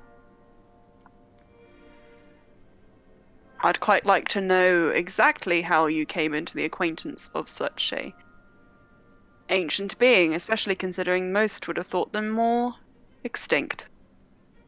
If we're moving the conversation away from family matters. And he looks to the party, past Sorelleras, and just says, forgive me. I do trust the rest of you to give me a faithful account, much rather than the newcomer. Shoot. Yep. Just too, like, yeah, at this point, Cass is gonna... Sarazer even reaches for one by now. He's like, oh god. Loran just looks around and says, well, who's going to do the honors? The tale of Sorelaras the dragon. And Sorelaras says, personally, I don't mind who you choose. I think it'll sound quite the same, regardless. Or perhaps a game of telephone. I I tried like to Bluey fight or Neff Sarah should tell the story. sometimes. I don't really remember Louis and exactly Neff. how we came into possessing Ulster tried to Sorelaras. fight me. Indeed. Many an occasion. There was once a time where we were thought to be at odds with one another. You were very suspicious. As am I. But you must understand why I keep to myself. Sharpistol just nods. Yes, but who amongst you could recount the tale for us? Does anyone remember? Oh, not me. Anyone want to give it a go? Oh, they were on the council, and then they offered us soldiers, Yeah. and then we said But- no because we didn't want to trade. And then they tried to be slippery with Slya, and then I got grumpy, and then told them to leave. And then we ran into them again at Cyrus's wedding, and we had another fight over the punch bowl. I can't remember what that was about. And then it kind of gets a bit blurry after that telephone. Then we went to hell, and then we became friends. One does pick up odd bedfellows in hell, Sarazer just adds. Like that. Though I kobold. do think the groundwork was there. What did you say, Cass? Huh? Like that kobold. Oh, I yeah. will say that. Or Ruby. Ruby. Ruby I wonder on whatever the happened to her. table. We're like, ah! I don't think Neff would know about Ruby. No. Sarazer just says, Neff, No. Ruby was an interloper who travelled with us for a time whilst you were busy. Oh, I were they mean, nice? I was. Yeah, she was alright. We had a run in. Wait, was Ruby there whilst we were kind of like? No, you can't cook dwarf this way. You have to let them Yes, age that's with it. a bit of thing. Okay. I think Yes. we ended Ruby saying, because we were like, don't go back to the forge and maybe get your people out. I think she was about to go on like a murderous rampage, Yeah. from memory. Probably. What a bizarre series of events. It was weird. I mean, the city of brass was just a weird like- time. So, Sorelaras just says, well, regardless of how we met, I am here now. Is there a... Well, Oh, is there a reason that you have invited me to family dinner? Death to all. Death to Ruby all. says death to all. I suppose now that we aren't all half sanctumed away, I should ask if there is a reason why you brought me here. Beyond just to getting to know me better. I don't believe that I'm interested in joining your family, nor do I think you have any children left to marry me to. So, That you know of. I do not involve myself with mortals. That was a If you do joke. not, I'm very funny tonight. you are This is- hilarious. Is this Every a day. Sarah rep? Romby's like, hey. Hey. Maybe. Maybe. I do not involve myself with mortals. Sorry. That's me. Indeed. No mortals here. Sorelaras just looks around expectantly. Oh, the sovereigns, as well as Loran's parents, expressed interest in who we were hiding away. Mm. Serena just says, and you do seem rather interesting. Especially... The powers which you have could play a particular role in the upcoming quest that I believe all of our children and their associates are going on. That would certainly be of interest to us, do you not think? And Serena nods. I have spoken to them about these things. And we have come to our own agreements, made our own arrangement. Anything you would want to hear from me, you could ask of them instead.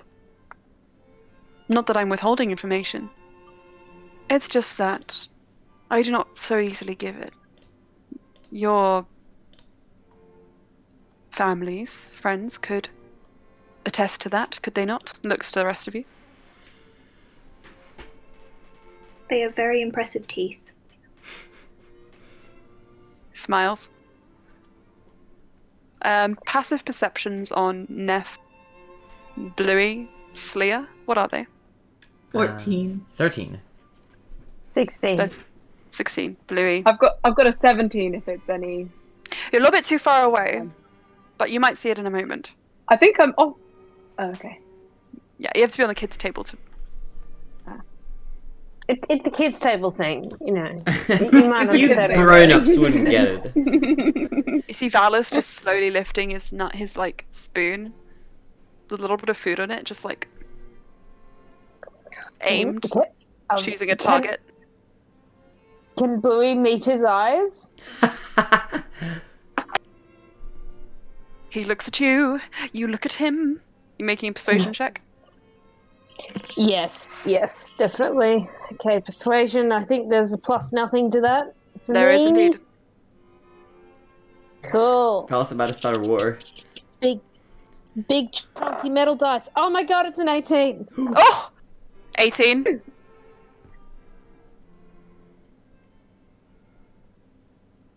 You're boring. This is boring. Boring. But is the food nice? Yeah, it's real good. Boring! You just hear Valus just shouting from the end of the table and around. It's like, magic show time? Cass sends Barry to go play with Valis. Perfect. And the snake just kind of sneaks across the floor, entwines around Valus, like, pretended he constrict, but just loose enough that he can shake it off. We just This have is fine. Crawl's child, a dragon, and the monarchs of the Messiah at our table. Just like, I've had this joke before. What's the punchline? Record scratch. You might be wondering how I got here. Ulster, just right now. Ulster, in your mind, you just catch a message. Loran's just saying, this is going interestingly. Do you have anything to say in response? please elaborate on interestingly. Might have gone a bit ham with the whole definitely want to live in the Feywild thing. Didn't necessarily think that would be incorrect. At least for a while. Do you want to speak to me later? This seems like an issue that my parents might be sensitive to. Maybe. Yes.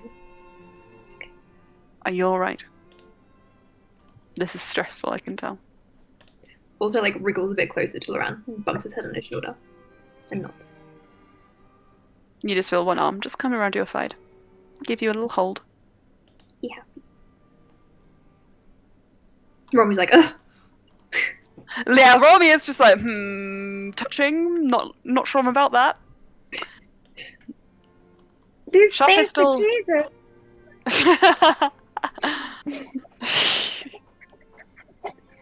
Sharp pistol doesn't seem to mind it so much. She seems almost desensitized by now.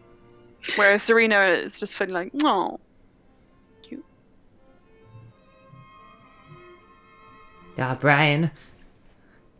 Beth.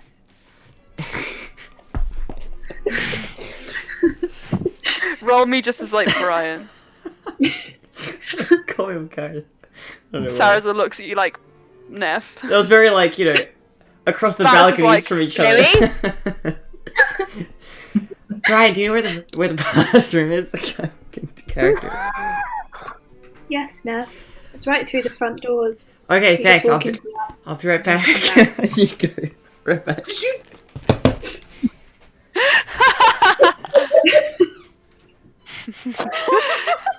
Neff leaves. As the servers take your dinner plates away and replace them with pudding plates. And Kev Thomas stands is up and says, taking this roleplay very seriously. hell yeah. I am here to announce the pudding. I didn't leave, but I thought I would stand up and re-announce myself. I am Kev. Ambrose of the Ambrose clan. Go for it. Oh, but... So, yeah. This pudding was designed by myself whilst I was here. As you can see, this is ice cream. However, were you to look beneath the surface, you would in fact find fairy cakes within the ice. Because, you see, all stare is like ice. Ice, like ice. And Loran is like a fairy, I suppose.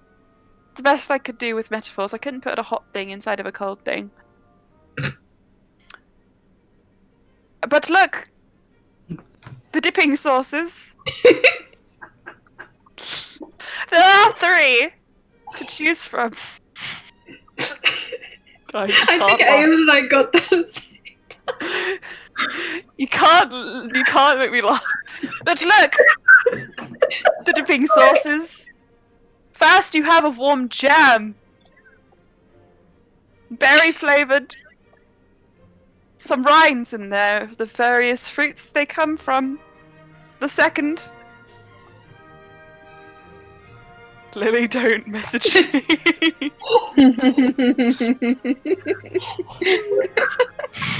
See it live. Reaction time.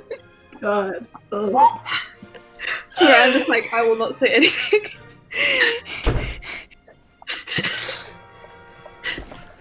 The second, caramel, very warm. Suppose if you put hot on top of a cold thing, it will melt, but at least you saw it in its intended state. Oh. The I think... the last you see is actually a salt-based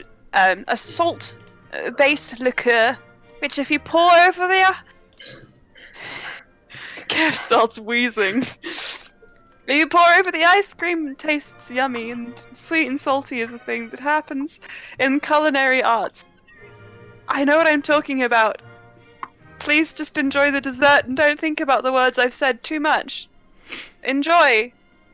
Kev sits down, regrets standing up. Woo! Go Kev! I wish I could have done that deadpan. But I could not.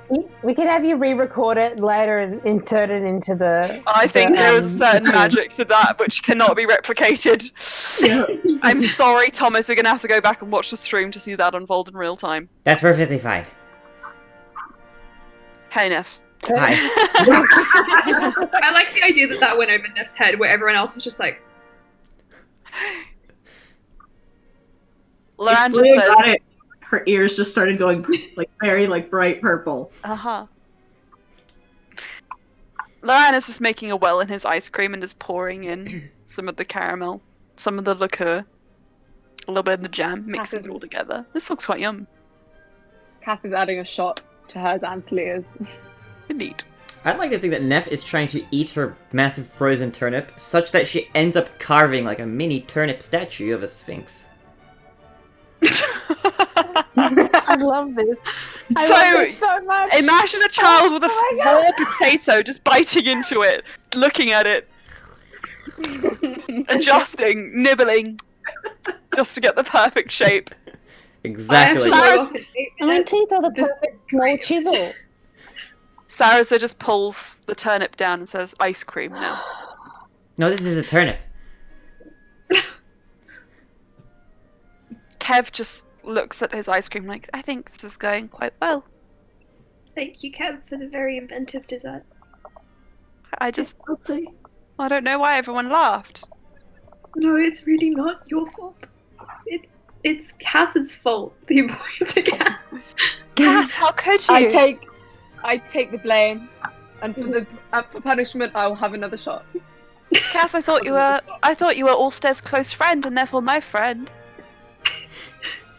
I like to think I am Brian's close friend, but like Cass is now like looking like, is this still true? Like, do I need another Cass shot as corrupted. punishment? Cass corrupted me. Cass, I would blame Loran, but I can't. He's my husband, so I blame Cass. It's true. He can't blame me. Kev is Cass like, turns to "I trust-" Kev and is like, Kev, this was necessary, and because of it, we've all grown closer. Here, have Stay another away. shot. And No. trust me, and she's gonna roll persuasion. No.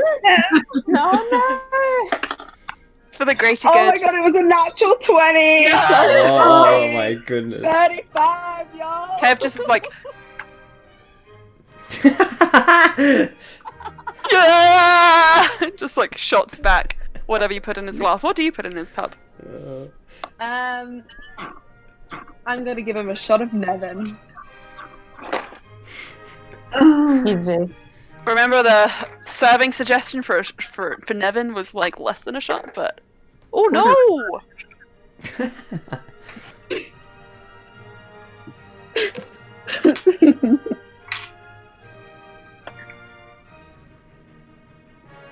Ah. Oh no, I get it now.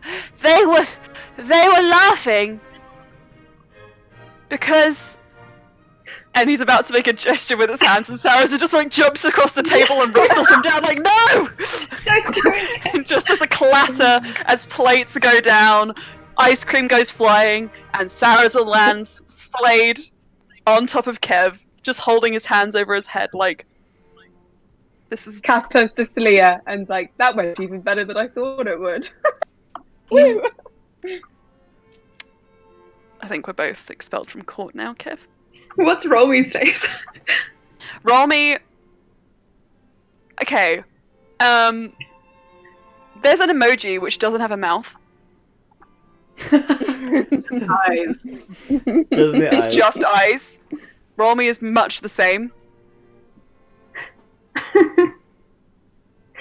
Ever since Kev brought out the dessert. Yep. In fact, he looks grey, like he's turning into a shade of his former self. And Sharp Pistol just says, "Oh, my, is that the time?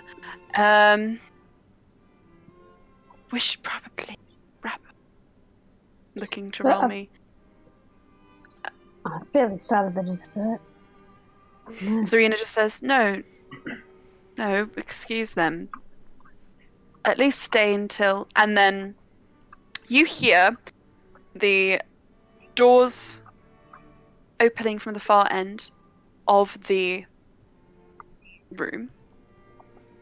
And the quartet comes to a sudden halt as the doors open and you see a messenger, or someone who looks like they appear to be, also from your understanding, a official dressed in Messian clothing, but very clearly winter clothing, very heavy winter coats, like they've come straight from the outside.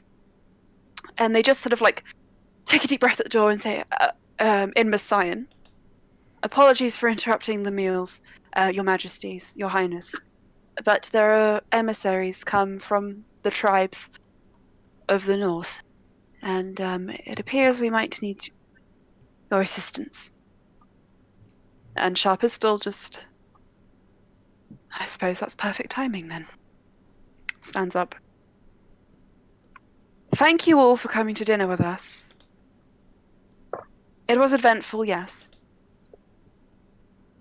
But I'm glad to have gotten to know you better. And I think if my husband could speak, he would say the same. But it appears there are matters of... It appears there are But it matters of appears he state has to no attend mouth. to. It appears he has no mouth, and that there are matters of state to attend to. So, I hope you don't mind. And she just sort of lifts Rolmy. Ulster? Just fireman carries them outside.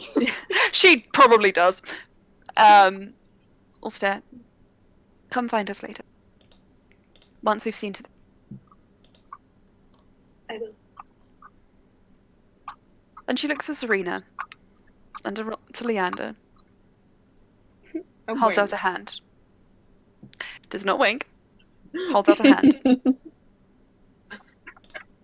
Welcome to the family. And Serena just takes it like, I'm so happy to be here. And Leander gives it a solid shake. Ship. The ship you didn't know we needed, but that we wanted all along. Oh my god. Powerful mage lady. Uh-oh. Uh-oh. Uh-oh. And Sharpistol and Rolmy exit the room. And with a snake constricting Karul's son, an ancient dragon, Saraza all but floor cabedoning Kev, Ulster changed skin tones to be bright red, in fact. He climbs back onto Laurent's lap as soon as his parents leave. He's like, ah, yes, this is better. You are left. And as the door closes shut, the string quartet picks back up once more. And that is where we will finish our session for today. That was grand. I'm so gonna go back and watch that again. That was chaotic. Yes. Oh my god. Oh. Yes. If you couldn't tell, the dessert scene was a parody of the jam scene from Aladdin, which got out of hand very fast. It was not my intention, but maybe it was. You should have seen that. I should have seen that coming. Right. Thank you anyone who watched, and we'll see you same time next week. Thank you. Let's wrap up here. Thank you. Wow.